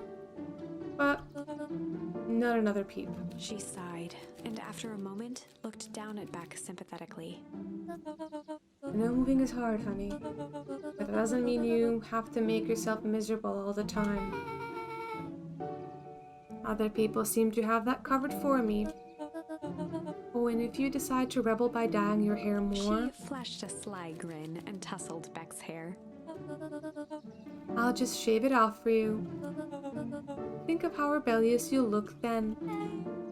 Very funny. Thank you. Good night, sweetie. Good night, Mom. Wait. First of all, this town does not suck. Second, you need help because you got grounded? No. I'm sorry you got in trouble. It's my fault her hair got screwed up in the first place.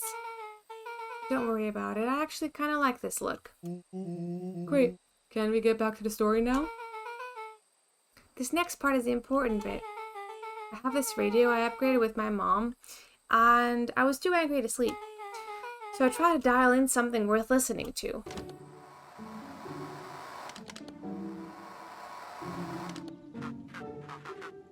Mr. Kerr, are you there? Mr. Kerr? Yes, I'm busy. What is it? Apologies. I have the founder on the line. Patch him through immediately. One moment. Hello, sir. It's so nice to hear from you. Skip the pleasantries. What's your report on our new lead researcher of deep engineering? Nellie Moodville seems to be integrated nicely. At this very moment, she's working to help us meet our deadline. She offered to work overtime before I even had the chance to suggest it. Excellent. And do you have faith that she's capable of finishing the work left by her predecessor? Her work must be complete before the festival. I will make sure she stays day and night until it's accomplished. Good. You know how I feel about loose ends. Yes, sir. Once she's finished the work, we need to make a determination regarding her long-term prospects in the company. Immediately, sir? I usually have more time to fully bring people into the fold. We are in the endgame, Bill. After your failures with Dr. Prescott, I can't afford to take any risks. Of course, sir. No loose ends, sir. Once she finishes the work, she will either leave the office completely committed to Perennium Harvest, or she won't leave at all. Perfect. Sir, if I might suggest, maybe we should delay just for a bit. Oh? It's just, we seem to be rushing to hit this festival deadline, and rushing into things has caused some issues in the past. I see. Please understand that I just want what's best for you. I'm eternally grateful for all that you've done for me. Bill, I'll make this very clear for you. I brought you in to make things run smoothly, not to have opinions. Of course, sir. Chin up, Bill. You're only a few days away from having everything you ever dreamed of. Yes, sir. Thank you, sir. Wow. Yeah. So, just so we're clear, when they said loose ends, they were talking about murder, right? Like actually killing someone? Capital murder? Luca gave Rollo a quick elbow to the ribs. Who is this founder? I was hoping you guys would know. No, as far as we know, Kerr is a top banana at Perennial Harvest. He sounded scared of this founder guy. So we have an even topper banana on the field. What the hell is my mom caught up in? Has she talked about the job much? Not really. She said she was going to come in and continue the work of someone else she respected. Luca, do you think that body at the warehouse was the person Beck's mom came to replace? That would make sense. Beck, it seems like Nellie's predecessor got, loose-ended. I'm getting that impression. Okay, so we need to get your mom out before the festival happens. That's 2 days away. Won't you just come home after work? The creep on the radio said they were going to hold her there until then. So if she's not coming out, we gotta go in and get her. Flicked a large sheet of paper out of her pocket and slammed it on the floor. Maybe this'll help. You have blueprints? Well, it's really just a welcome map for my mom's PH orientation day. But it shows the layout. Sure looks like blueprints to me. Look, here's a reception area. There's a big room marked Founder's Office. It even has the exits marked. Guys. We have a deadline. We have an objective. We have blueprints. You realize what this is, right? Rollo started to wiggle with excitement. I think we're heisting. This is officially a heist. Okay. Chapter 6. The Heist. They spent the night's end huddled around that small map, formulating a plan to infiltrate the headquarters of Perennial Harvest. It would be no small feat, a modern facility equipped with all manner of technology, not to mention the swarm of clipboards that would most certainly be scattered throughout. By the time the sun began to peek through the car window used as a makeshift balcony door, all were in agreement. Oh, the car door is a balcony door. Okay. Because, no, it must be the whole door, right? Because he did the little to get it to go up. That was so ridiculous of me. I apologize. This could just work. The final day before the festival would be used to prepare. They'd need to pool every resource at their disposal, pull every favor with a thread. Even enlist some unsavory characters around town with important tasks only they were suited for. The only unsavory character I can possibly think of them talking to is gonna be Iggy. Luckily, there was enough ill will and mistrust toward Perennial Harvest that alliances could be found at a bargain. Luca, Nice. Beck, and Rollo rubbed their eyes as they exited the treehouse. They hadn't slept at all that night. There was no time. The festival was to begin in 1 day, and they each had their assignments. Okay. Alright, quick recap. Rollo, you're gonna talk to Roxy. Cordially. Without her at Fitz, this whole thing could go to bust. Me? Cordial's my middle name. Uh-huh. And how do you plan to explain your new... He waved vaguely at Rollo's sizable figure. Circumstance. Bah! She'll be so happy I'm alive she won't even notice. Beck snorted an involuntary giggle. And Beck, you're sure Alona won't just shoot this whole thing down when she hears it? She'll listen. Once she understands the danger Nellie is in, the danger we're all in, the plan will make sense. just call your moms by their first names? Alright. That leaves me with Jeff, then Iggy. There we go. How are you gonna persuade them? I'll think of something. They each looked at each other with sleepy confidence and nodded. Oh, Jeff's gonna be easy, I'm sure. Well, Godspeed.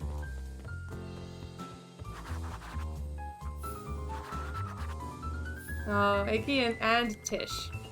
Good. Good, great.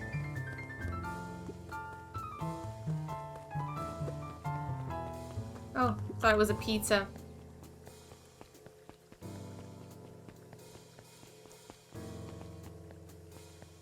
Ooh, what are you gonna tell me now? What wisdom do you have?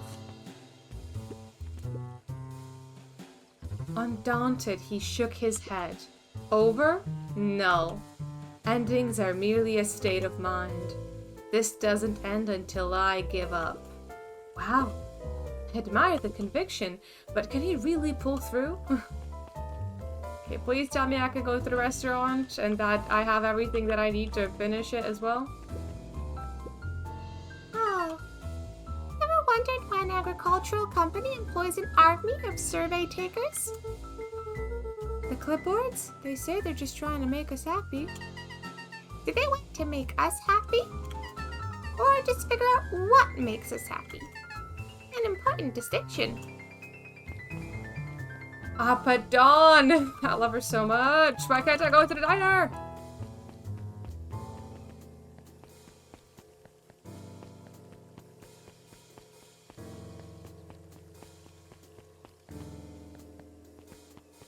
Okay, where am I gonna find Jeff? God, it is deserted around here. Ah, there he is. Hey, Jeff. What can I do you for? Well, I know how much you hate perennial harvest. Hate's a strong word. And correct. Oh, I'm sorry, I mean... I didn't say it was a wrong word. Gotcha. So, we're gonna break into their headquarters, and I thought you might be able to help. Jeff wheezed out a long snicker. Hey, you see, I knew your kids were all right. Great, so you'll The help? joy in Jeff's face drained instantly. Not a chance. But, Give me one good reason I should risk my hide. Aiding and abetting you rascals. Looking into the sullen eyes of his would-be accomplice, Luca blurted out the first word that came to mind. ooh.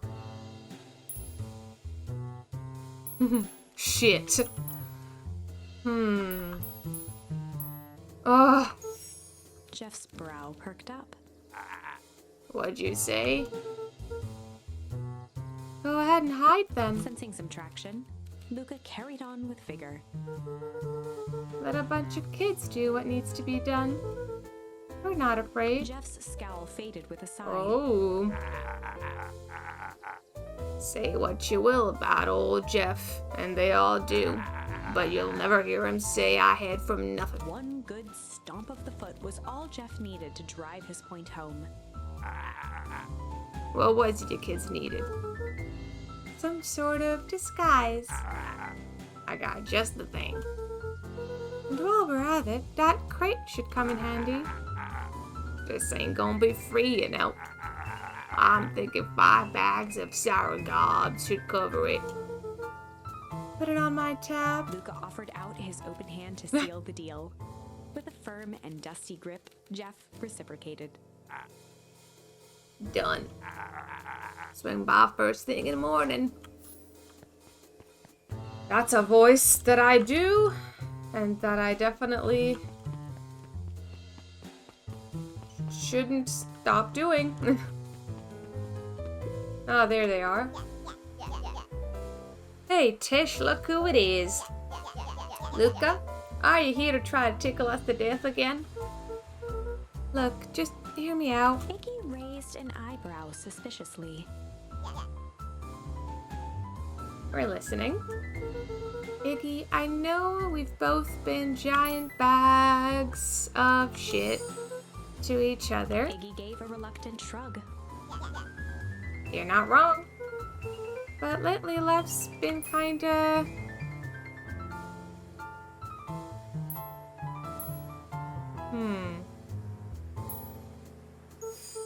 hard, you know? Hard? Yeah, well, life's always hard. Get over it, we ain't interested. Ah, damn it. Luca knew he tried again. Okay. Kinda bag of shit. Iggy gave a Kinda strange. Iggy considered the point. Should have listened to my fucking instincts, because that's what I would have picked. Things have been weird around here. So, I'm offering a truce and asking for your help. What do you say we... break our hostilities, at least for now? We do like breaking things. Even if a truce means less breaking things. What if I told you there was a way to have a truce and break stuff? Go on. I need you to cause a distraction so I can sneak into Perennium Harvest HQ. A wild-eyed grin spread across Iggy's face. And after all this is done, maybe you and Tish can come hang out at the treehouse sometime. Iggy glanced over to Tish, who nodded in agreement. Fine. But not because we want to see your crappy treehouse. We just like to cause With a chaos. quick nod, Luca was off. Great. Iggy gazed up at Tish with a smile. A Aww. single tear ran down Tish's cheek. I never expected this day to come. How wonderful. Oh. Chapter 7. Don't make me like Get to the them. hive. A good heist requires preparation. And thorough preparation takes time. Something they had precious little of. Yeah. So far, everything was in order. Jeff, Iggy, and Tish all agreed to do their part. Beck radioed Luca that night with a simple and covert message. We are locked and loaded on my end. And Rollo, after a lengthy confession, managed to persuade Roxy and Fitz to help. He stowed away in mission control for the night to avoid attracting attention. Rollo, being uniquely suited for the role, would be the first to breach Perennial Harvest. The outfit provided by Jeff wasn't perfect, but a convincing disguise is 10% wardrobe, 90% confidence. Rollo took a few vigorous breaths and shook out his arms. Just stay calm, Burlo. You can do this.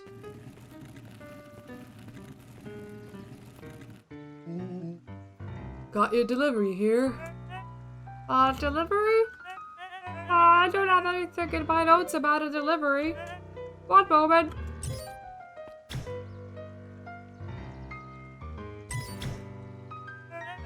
I'm so sorry, but there's no delivery scheduled for this morning. Right. He had to think quick. That's because this goes directly to the founder. He asked that it be kept secret. Rollo sighed, adjusting his tool belt. You know how the founder can be. I suppose we could leave this one off the records.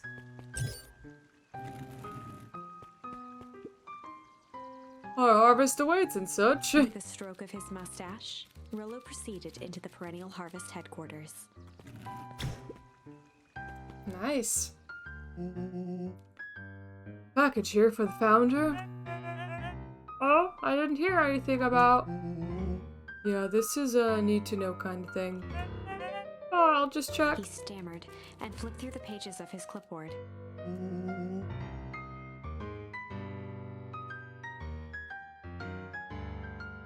This goes directly to the founder.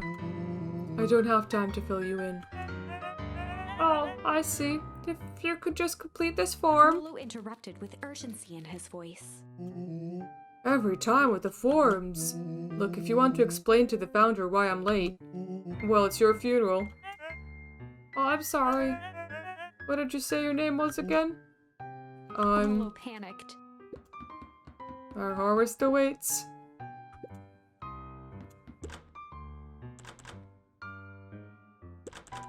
Our harvest awaits.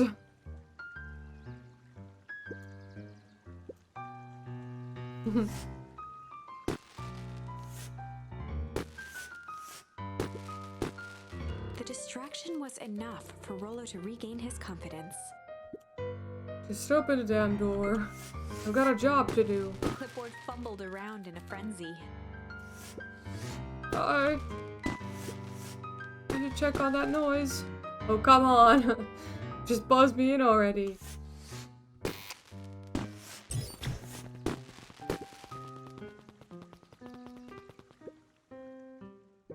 Okay. Our harvest awaits. Hey, I figure. When in doubt, stick with the classics. Well, that was a close one. But you pulled it off. Nice work, Rollo. Alright, everyone knows what to do? Yep, deep engineering is to the north. I'll go with Beck, in case she needs some muscle. I'll head east to the founder's office. You two be safe. Okay.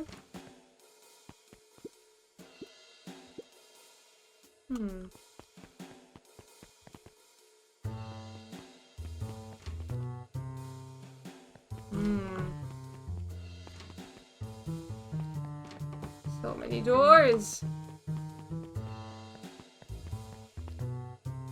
Oh God. Hallway to nowhere. Interesting. Wait.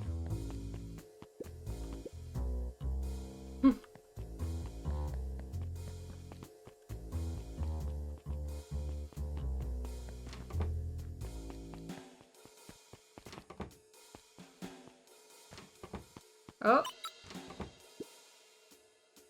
Solomon? Solomon stopped in his tracks. Luca? What are you doing here? It's a long story. Are you okay? A veneer of confusion flashed across Solomon's face. His words rushed out dramatically. No, I'm most certainly not okay. Some strange people grabbed me and... Are they in hazmat suits? Yes, how did you know? They brought me here and locked me up, and when they were distracted, I ran. Dang, okay. You should stick with me. We've got a plan. Solomon's facade briefly faltered. We? Yeah, Rollo and Beck are headed to deep engineering. Thank heavens you found me. We've got to get out of here. We can't leave just yet. But they'll catch us again. I've got to do something first. When you were running, did you happen to see a door marked Founder? Founder? Why are you looking for him? I'm not. I just need to get into that office. Now that you mention it, I do think I saw a door that said Founder. It was just down this way. Luca happened to notice a plaque above the door. Office of the Founder. Knocking comes with consequence. Oh, here it is. So it is. It's pretty lucky that I ran into you, or else I might have missed it. Truly fortunate. Luca tried the handle. Locked. Solomon leaned forward to examine the mechanism. Regrettably, it seems to be some sort of electronic lock. I don't see how we could possibly defeat a lock like that. Luca smiled and looked at his watch. Let's just wait a minute.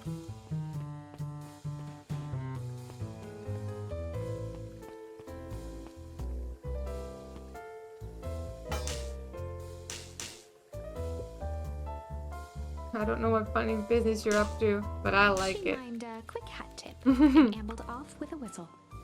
Nice. Howdy. The light on the keypad changed from red to green.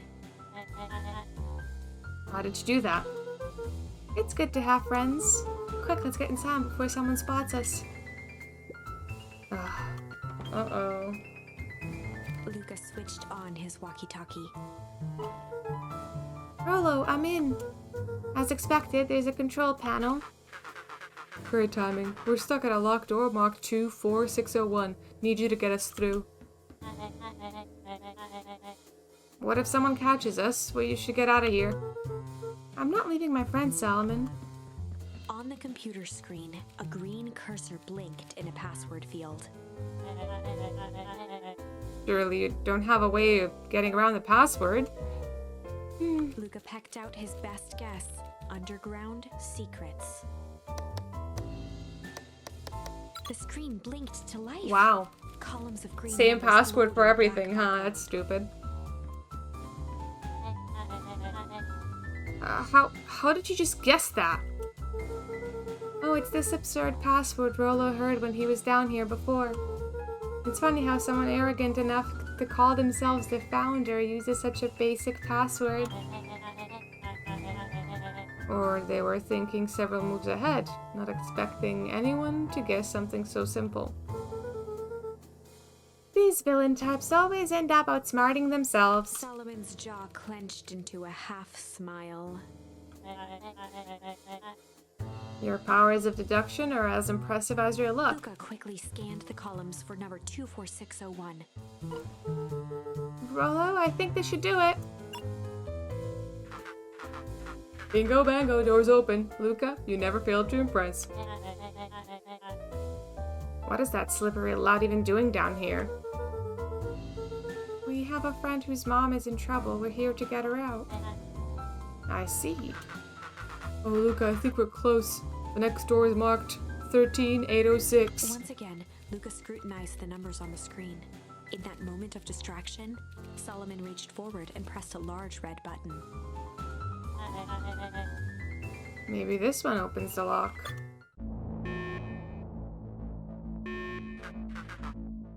Crap, we've got company. Luca, must go faster. Oh, one sec, I can't think with all this He noise. quickly skimmed the screen with his finger. Here it is. Go, go, go. Curse these fumbling hands. My apologies, Luca. Don't beat yourself up. I know you were just trying to help.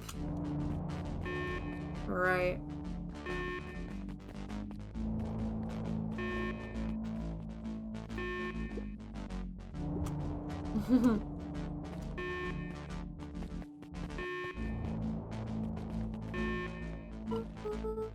Rollo, are you okay? Rollo, come in. Mr. Kerr approached with Ooh. a sneer and spoke into his walkie-talkie.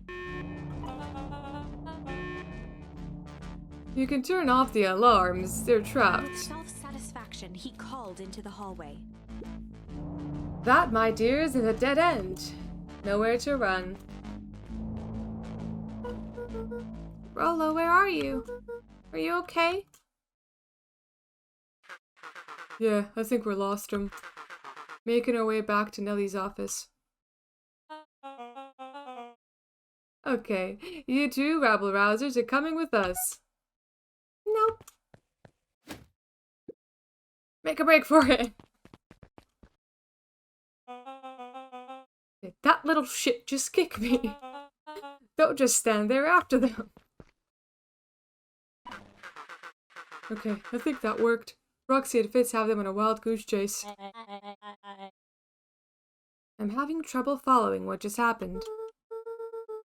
Like I said, it's good to have friends. Rollo, how long do you think Roxy can distract them?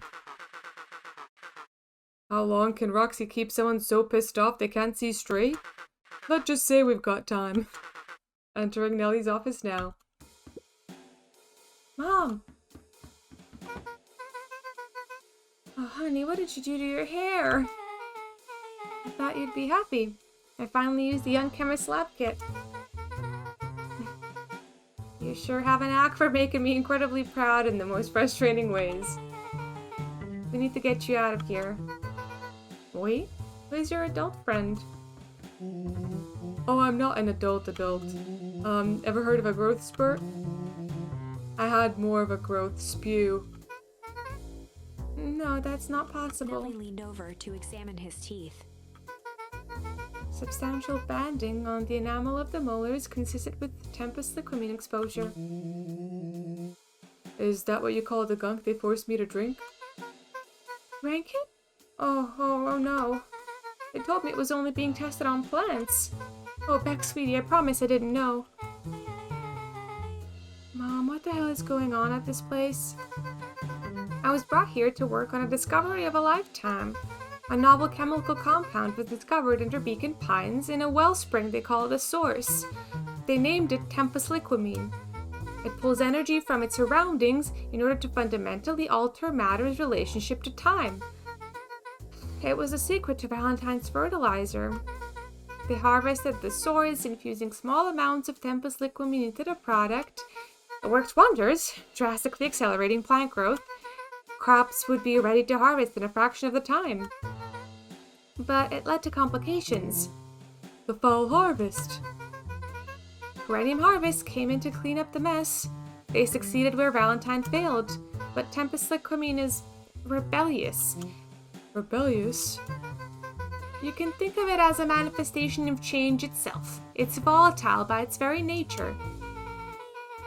So the more you try to force it to do a specific thing, the more it resists, yes. I could relate to that.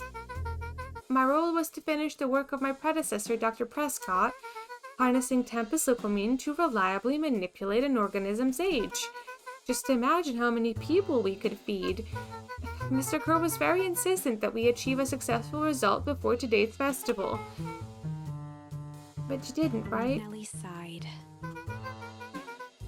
You know how much I love a good puzzle. I poured myself into the problem. It wasn't long until I discovered oddities in Dr. Prescott's notes. Oddities? They contained obvious errors, a mistake that someone of his reputation would never make. So I fixed them and now I get to replace my entire wardrobe. I really am truly sorry. Meh, those clothes were all hand-me-downs anyway. It sounds like Dr. Prescott figured it out, got cold feet, and intentionally sabotaged his own work. I had considered that possibility. I've sent a letter asking him to clarify his thinking. Mom, Dr. Prescott is dead. Kerr had him killed. What?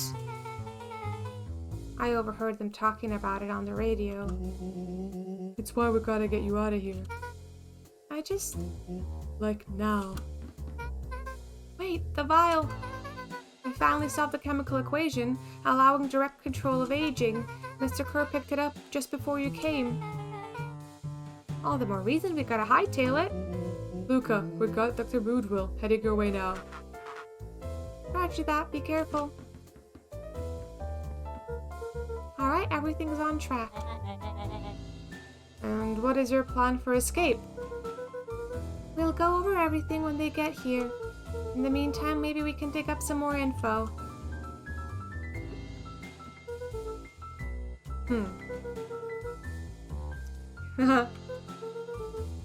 Solomon muttered inaudibly. I should just smother you right now. What's that? I said I shouldn't bother you right now. Don't be silly, you're no bother at all.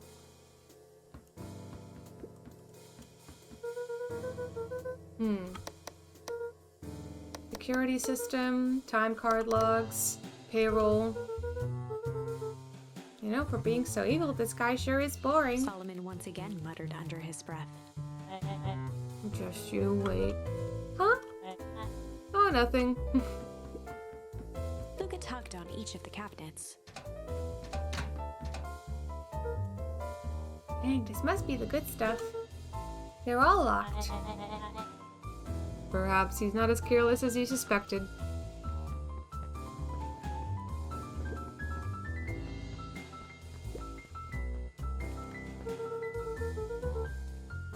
It looks like the founder was helping Kerr plan a festival. Why would such a secretive leader be obsessed with a party? Only time will tell. Luca held his hand up to the ashtray. Still warm. Must have been in here recently. Oh, Luca, Luca, Luca. I mean, I looked at everything.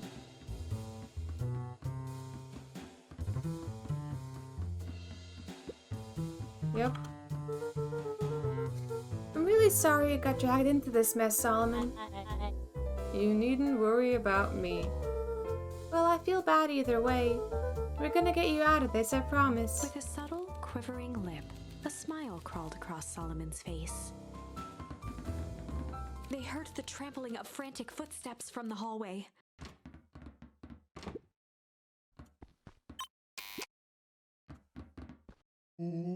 That was close. When we left Nellie's office, it was swarming with clipboards. We barely got away. Did they follow you? Rollo? Before we start tossing blame around, is it possible someone ordered a pizza? Oh god. Definitely not pizza. What now? Don't look at me, I'm officially retiring from the heisting business.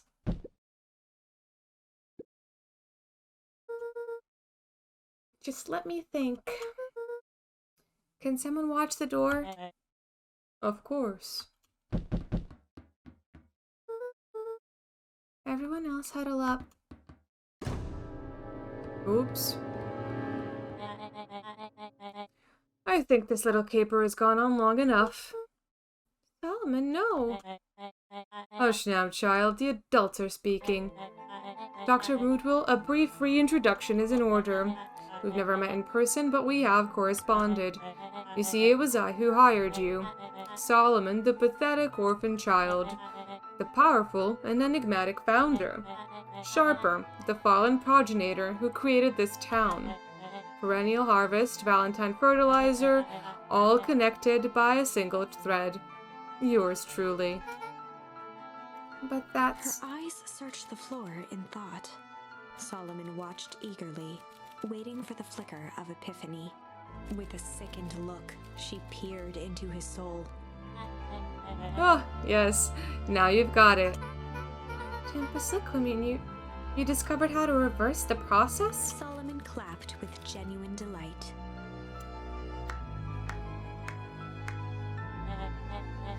Very good, Dr. Moodville. Very good. Though the discovery wasn't intentional. Solomon glanced down, examining his youthful form. And the effects went a little too far for my tastes. That's why you needed me to finish Dr. Prescott's work. Which you did admirably. Mr. Kerr, the vial, please. Kerr presented it with a theatrical twirl of the hand. May I present to you the eighth wonder of the... Finish, Rollo snatched the vial from Kerr's palm. Wow, this stuff sounds pretty valuable. Be careful, you fool. You have no idea what you have in your hand. Actually, we do. You just did a whole evil villain monologue thingy about Rollo it. casually tossed the vial to Luca. Gosh, maybe I'll have a taste. Luca jiggled the vial mockingly. Seize him! Over here. Okay. Move another inch and I'll smash it. She held it tightly behind her back. Solomon sighed, speaking in crisp, measured syllables. You have no plan. I'll smash it, I swear. Fine, risk killing us all. Or, if you're lucky, nothing happens. Then what? We capture you, it grants you much less leniency. He pursed his lips with feigned sincerity. But I give you my word. If you hand it over now, none of you will be harmed. A deep uncertainty washed over Beck. You're a smart girl, Beck. But there's no shame in being outwitted by someone smarter than you. We both know there is only one way this ends. She looked to Nellie shakily. With a dispirited nod, Nellie sighed in defeat. Beck slowly approached Solomon. That's a good girl. Beck, don't do it. We can't trust that jerk. I'm sorry, he's right. With apprehension, Beck conceded. Solomon pocketed the vial and brushed off his shoulder with a sharp flick. Mr. Kerr, you have allowed yourself to be humiliated by a group of children. Report to my office tomorrow for a performance review. The blood drained from Kerr's face. Of course, sir. But first you have a speech to make. Trot out there and give me the introduction I deserve. And don't forget to smile. Yes, sir. And to think all of this thanks to the efforts of Mr. Van Horn. I don't understand. How is this all because of me? I said Mr. Van Horn, silly child. Dr. Walt Van Horn. Your father was always a thorn in my side. I offered him an opportunity to be part of something great, but the fool was blinded by righteousness. He even broke into my laboratory in an attempt to sabotage my work. Solomon shook his head with gratification. But the universe has a funny way of correcting course. By meddling with a force he didn't understand, Walt showed me its true potential. As fate would have it, Luca, your father's dying act was to grant me eternal life. A muffled applause resonated faintly through the walls.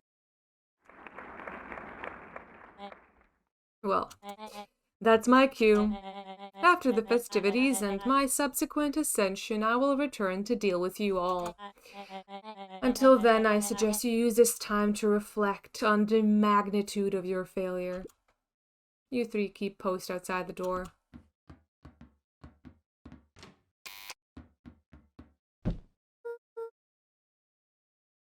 Well, crap. Nellie was staring at the floor, deep in thought. Sorry, Luca, give me a minute to calm my mind. I can't believe Beck sold us out like that. I'm not sure she had any other choice. So what now? What's the plan? I don't have one. Of course you do. You always have a plan. Rolo. You just need some time. Rolo, it's over. We lost. Hey. I'm sorry, Luca. I did what I had to do. I know, it's just... we were so close. I've got a feeling that eventually Solomon will get what's coming to him. Time wounds all heals. Well, time seems like less of an issue for him now.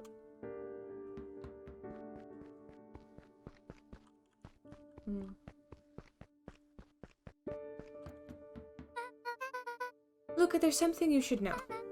After Mr. Kerr locked me in that office, I had nothing but time and curiosity.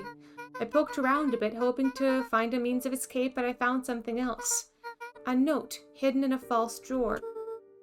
What sort of note? Dr. Prescott must have sensed his time at Perennium Harvest was growing short. So he left behind a letter with the hope it would be found by his successor. It was a confession of sorts. He left it for me, but its contents... Luca, I think they were meant for you. Why? What did it say? It was about an incident with your mother. Dr. Prescott found her in his lab with the stolen key card. There was an accident. She had been exposed to extreme amounts of Tempest The liquamine. color dropped from Luca's face. Did she... is she... She survived. Dr. Prescott decided to help her recover. He no longer trusted Perennium Harvest, so he kept her whereabouts a secret. Over time, your mother led him to reconsider the purpose of scientific discovery. Science is often at the vanguard of change, but it doesn't mean it's always right. You realize that no one should have control over something as powerful as time itself. I now believe that's why he began to intentionally sabotage his own work. And it cost him his life. That's a reasonable conclusion. Luca was overwhelmed with emotion.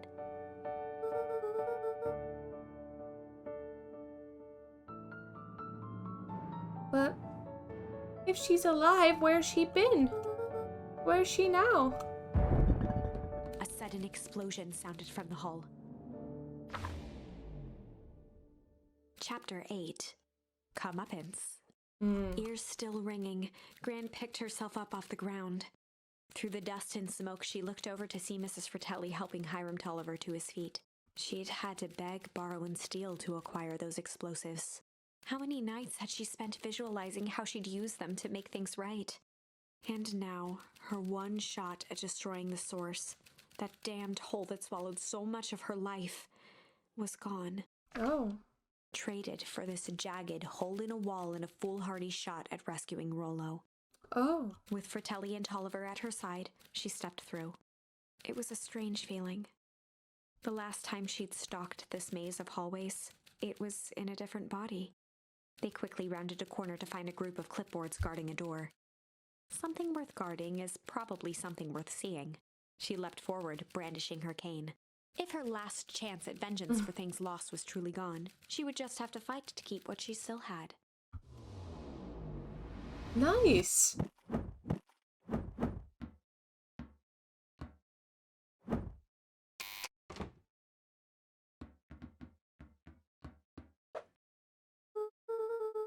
Gran, what are you doing here? Luca, what are you doing here? We're here to save Nellie. We're here to save Rollo. Hey, Mrs. Lucas Gran. That's awful nice of you, but I'm fine. Oh no, what did they? Gran, there's no time to explain. We gotta go now. Come on, everyone. We have a party to crash. They made their way out from deep within Perennial Harvest, just as Solomon finished up his speech. Thankfully, we can dispense with the formalities from here on out. Solomon pulled a glass vial from his pocket. We've gotta stop him. In one smooth motion, he downed its contents. A triumphant smile grew across Solomon's lips. No. Well, I guess that's it. We lost. I wouldn't be so sure about that. With a mischievous look, Beck elbowed Luca. Remember when I had the vial behind my back? Mm-hmm. I might have tweaked his wonder potion with a little malice. I mean, I guess a little change, Might have right? tweaked his wonder potion with a little change. Like pocket change?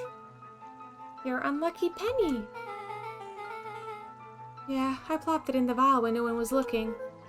What's that gonna do? Oh, wrong voice. Idea. That's the beauty of science. Now we observe. His body and face began to contort and expand as he disappeared into a belching green mist. Would have been fun to see what all three of those do as well. He's a little baby! Still sharper, right? What he was no longer matters. This is an innocent child.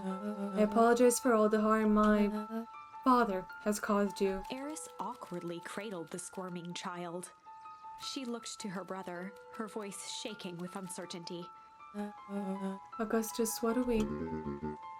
We do what Valentines always do. What must be done. I'll hurry you home and prepare a crib for father, young Sharper.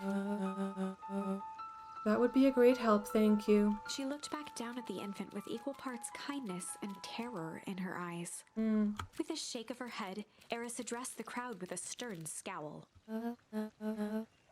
Okay, everyone, the show is over. You may leave now. Epilogue. Oh!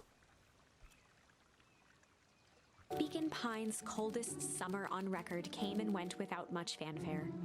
Folks shared what they had, and none were left wanting. The new school year was ushered in by the falling leaves of autumn.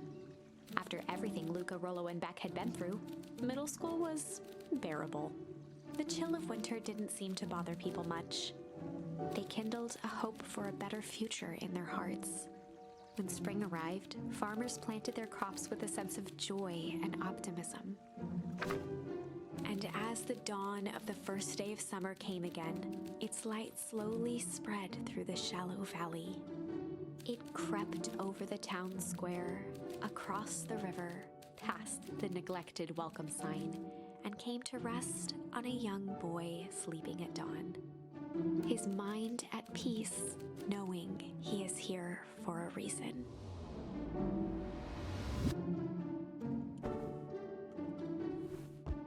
Look at me, my little jammies. Still wearing the exact same sweater. Stinky boy. Rollo, are you up yet? Roger that. It's a beautiful day at Mission Control. You gonna swim by? Be there in a minute. Aww. Oh. Over time, Eleanor began moving Walt's old things out of the closet and into storage. Eleanor had moved back into her bedroom, and now that she wasn't sneaking out late, she even slept there most nights. Aww.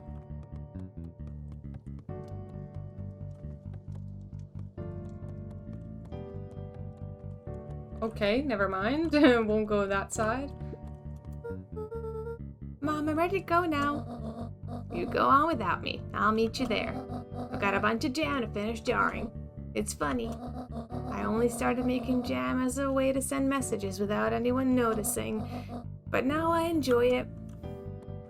Am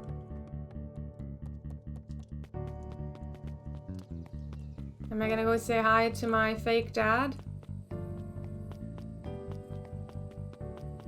Oh, nothing's there. Okay. An interesting development.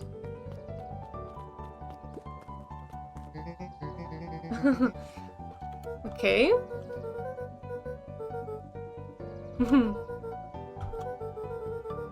Okay, expanding the treehouse. Internship at Nellie and Ilona's shop?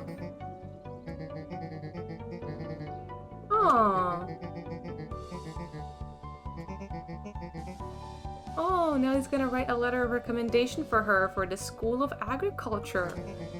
He's growing up so fast, but he's still my little brother. Aww. He had a heck of a growth spurt. I don't just mean grown literally. This morning he was up and finished his chores before I even had breakfast. Well, some of that might be his excitement about the treehouse renovations. Don't tell him this, because it'll go to his head, but I'm really proud of that little punk. Aww. Cute.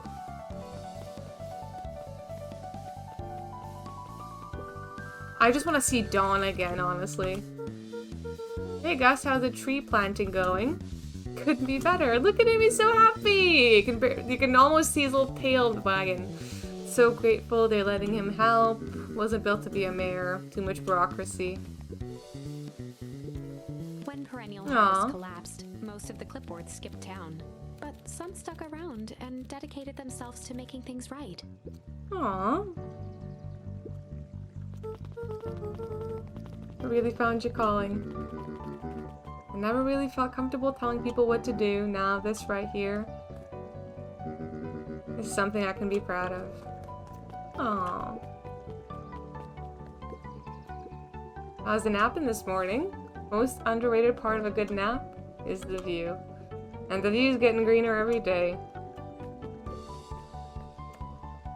Speak. I see you decided on a name. You have to clear out all the old stuff before putting on the final touch. Slow and Dirty Harvest is now official. Slow and Dirty. The name serves as a reminder there's still more work to do. Just because progress is important doesn't mean change should happen fast. In fact, we've learned that the more you care about something, the more important it is to take things slow. Go slow and fix things. Slow and Dirty Harvest. Aw, man. I just wanted to go around the whole town and say hi to everyone. Maybe finish that freaking thing at the diner that I never got the chance to. Actual fish this morning, wow.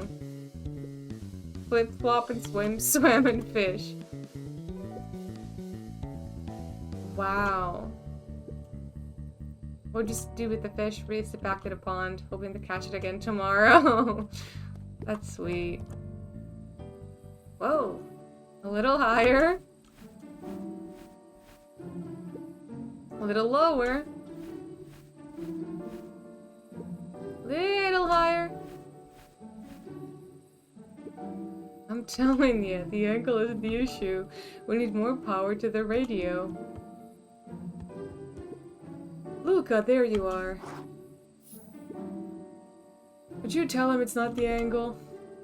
Hey, I'm not in charge of antenna redesign. Fine, fine. You could just don't do anything drastic until we get back. Who, me? Tish, you're in charge while I'm gone. They'll be fine, right? I'll be fine. It'll be fine. If we really want mission control to turn into something bigger and better, we have to loosen our grip a bit. Oh, you're right. Lead the way. Oh, yay, there we go.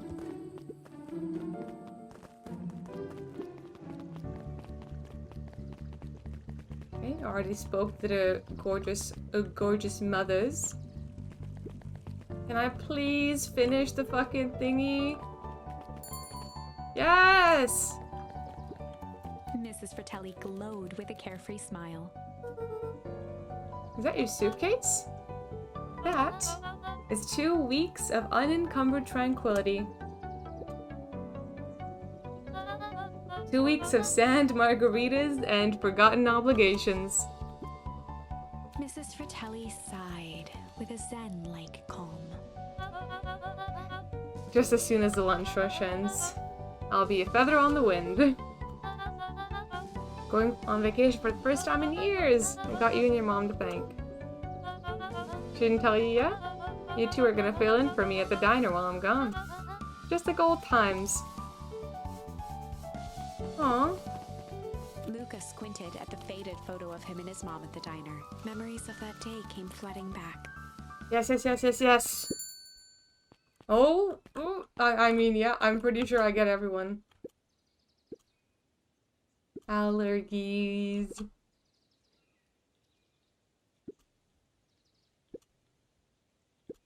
Something to clear out the sinuses. What's gonna clear out the sinuses?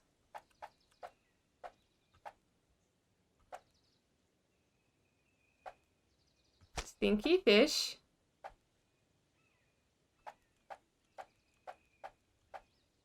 A stinky fish. Some chili. Call this one a cod for the common cold. I can smell again. Okay. What would you like, my love? Something snack-sized. Okay. Yeah, there wasn't that one really tiny patty, right?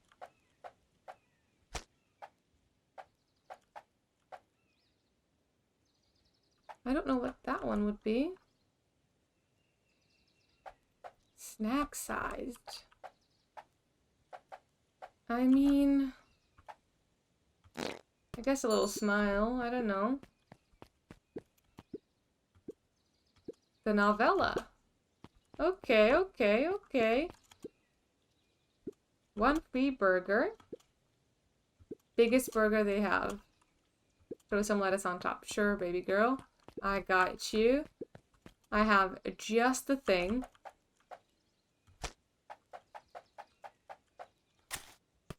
There we go.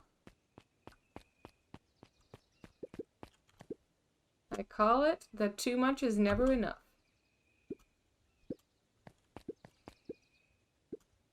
Oh, come on, Creed. Ugh. Has he mentioned me? Aww.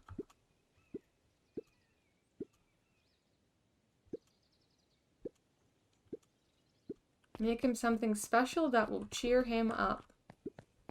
Okay.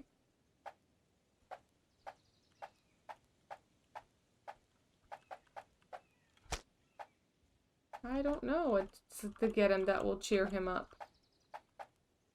I guess give him a little smiley face as well. What do I know? He's looking at you, kid. One burger with a side of good vibes. Mr. Nuncreed reached down and patted Luca's shoulder with an enormous hand.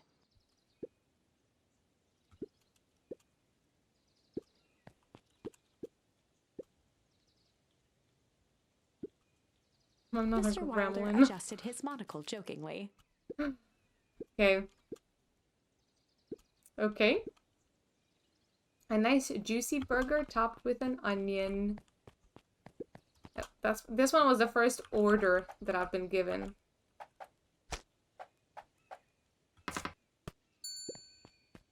I cannot fucking stand raw onions, man.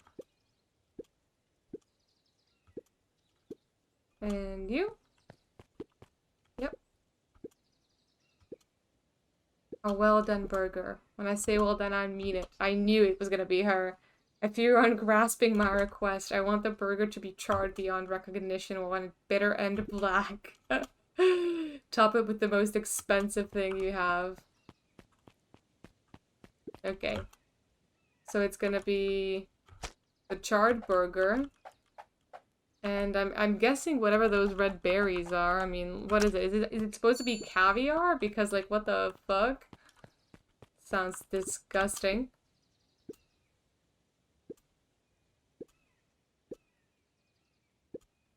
Wow, okay.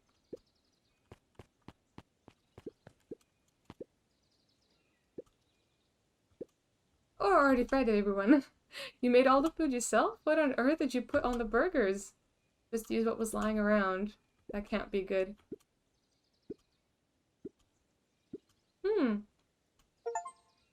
Sweet! Okay. Okay, I was really looking forward to that. Can I chat the Dawn at all? I'm glad you swung by. I got everything I need. Thanks again for that. I sent the draft of the story to a reporter in Capital City, and they offered me an internship. Of course they did. You're an amazing reporter. I don't know about all that. A story about a phony corporation that picked up an entire town of people and moved them to cover up a massive illegal mine shaft full of incredibly hazardous chemicals. Sort of writes itself if you think about it. Just don't forget us when you become a fancy big city reporter. Capital City isn't that far away. I'm gonna have to come back from town to check in and see what sort of new trouble you've got yourself into. Sorry to disappoint, but my adventuring days are over. We both know that's not true.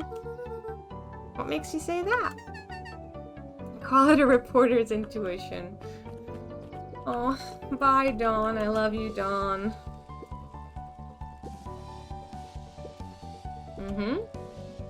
Ah.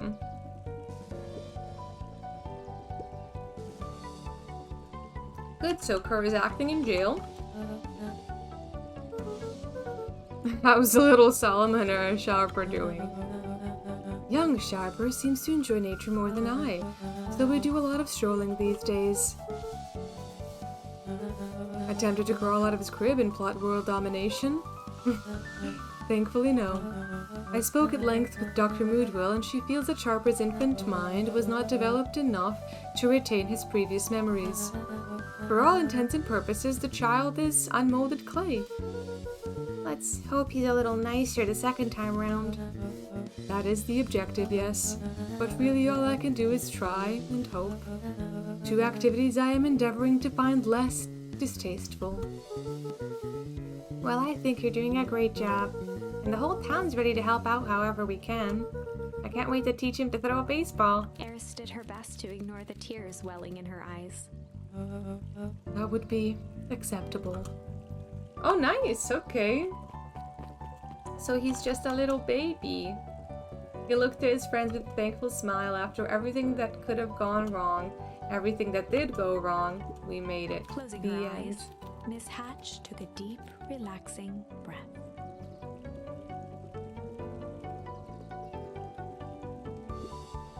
Oh, hello, Luca.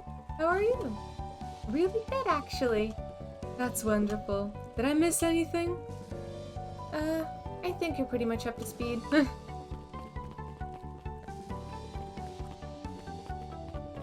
Hello? Ooh, a biscotti on the house. I pulled the perfect espresso.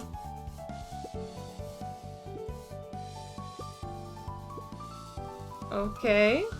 Well, I wanted that little thingy, but, you know, never mind. I'll just get a little treat for myself sometime, I'm sure. Oh.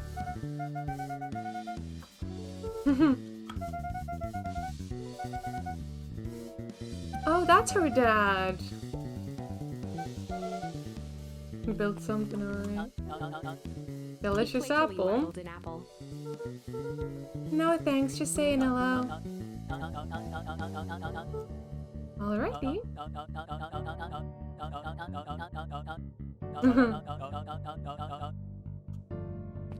Famous spy jam.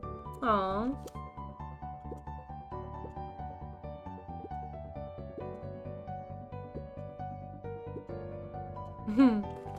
Man, I could go for a frickin' ice cream right now.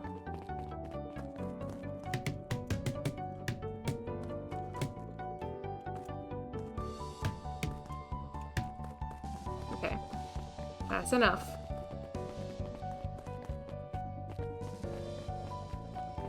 Ready to move on. I'm sure there's gonna be Jeff and Mr. Nuncreed or something. Yep, I don't know how you're not in jail, you piece of shit. Oh, look at all these youngins in the library! Otto and Bert had become close friends. Oh, new species of fungus. Huh. It typically went on like this for quite some time. Cute, cute.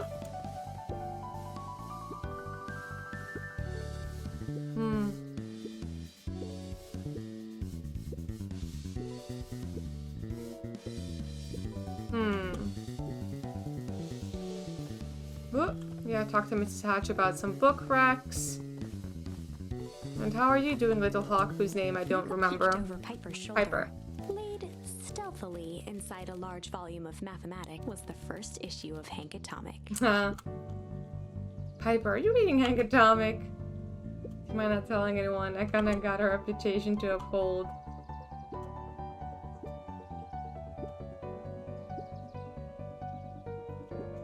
Oh, at least not gonna do it again through you. Promise to tell me about it as you go. Aww.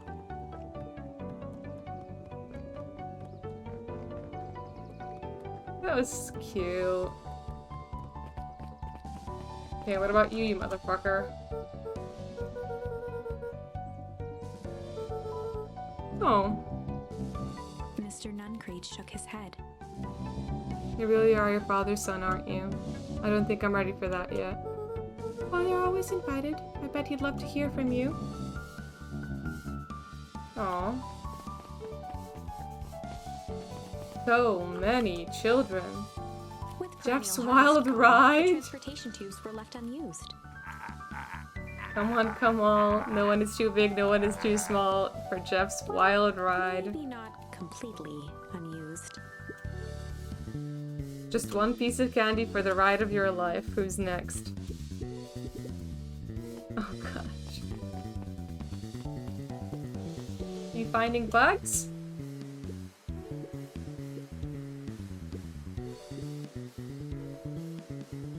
Good, great.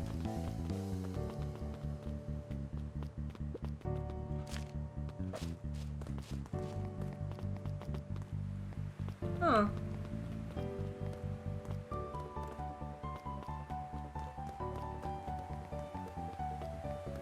Okay. Down we go to find Beck finally. I'm glad we got to go around and chat to everyone again. I have news I think you'll enjoy. This morning I unpacked my last box. You're officially moved in. It's just a box. Let's not blow this out of proportion. It sounds an awful lot like putting down roots. I guess I decided this place is root-worthy.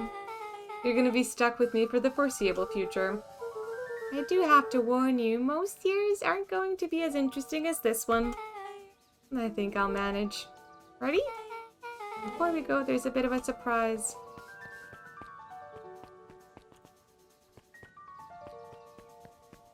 What's that? My mom's prepared this tree especially for you. Aww. Oh. That's perfect. Take Jeff's wild ride to Old Beacon Pines. We're gonna plant like a big, is it a big maple tree or something? At our like real dad's grave. And by that I mean real grave, not real dad. Aww. Hang on tight to the little tree.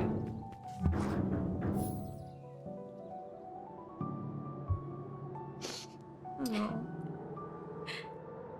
I think this is it. The end I've been waiting for. Honestly, I'd begun to lose hope of ever finding it. But then you came along. I don't know exactly how to thank you.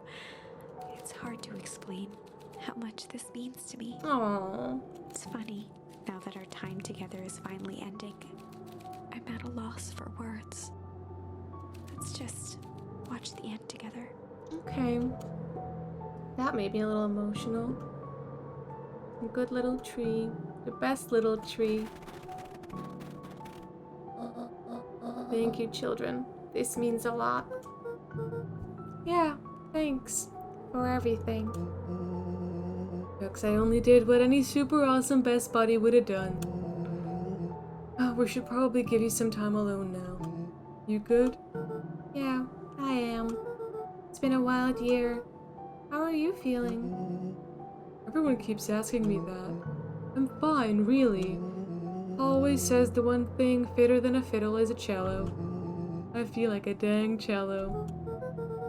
Well, if you ever stop feeling like a cello, I'm here for you. I know. You don't even have to say it. You two make an awesome pair. Excuse me? We're a trio now. Yeah? Thanks. There's just one thing missing now that you're a part of our group. Missing? Let me tell you a little story about a man named Hank Atomic. Oh god. I won't be long. We'll be waiting for you back at the phone booth. I found the perfect way to start our summer. You've got some good friends. I'm so proud of you. Your father would be so proud. I know. Mom, can I ask you a question? Do you ever dream about Dad? Not a night goes by that I don't. Are you ever afraid that you're gonna forget him?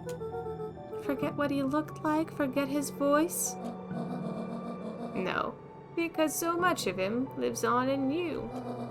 He loved that old tree, but I know he would have loved this one more, because his two favorite people planted it. I'll give you two a moment. Aww.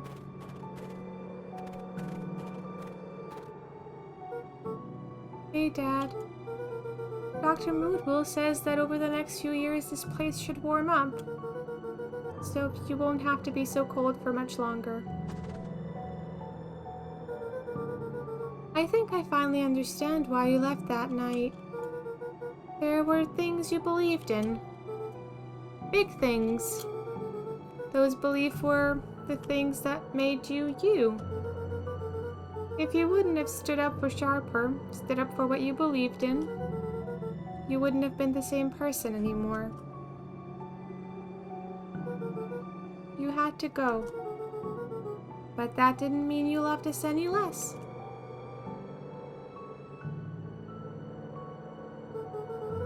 I I might not visit you as much as I used to. I know you understand.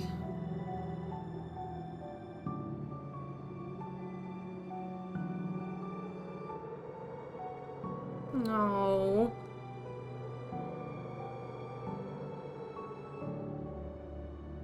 I didn't know that today's video would go on so long. I really thought we had like an hour and a half left in it. But yeah, there we go. That was Beacon Pines. That was wonderful. I really enjoyed this game. Wow. Yeah, I didn't try the other options of messing with the liquid, but I'm sure that, you know, if you really wanted to, you could find out what happens, and it's always good to leave like a tiny bit of it unexplored when it's a video like this. If you made it this far, fucking good job. Thank you for hanging out. I really hope you enjoyed this story and that you enjoyed this game as much as I did. It was wonderful. I'm so glad I finally got to play the whole thing. And yeah, good job everyone who worked on the game. It was absolutely lovely. So I think I'm just gonna let the credits run out. Give a moment to all the amazingly talented people who worked on this, and yeah, I'll see you guys super soon with the next one. Thank you for being here. If you enjoyed this video, please leave a like or a comment. It would mean a lot to me, and yeah, bye for now.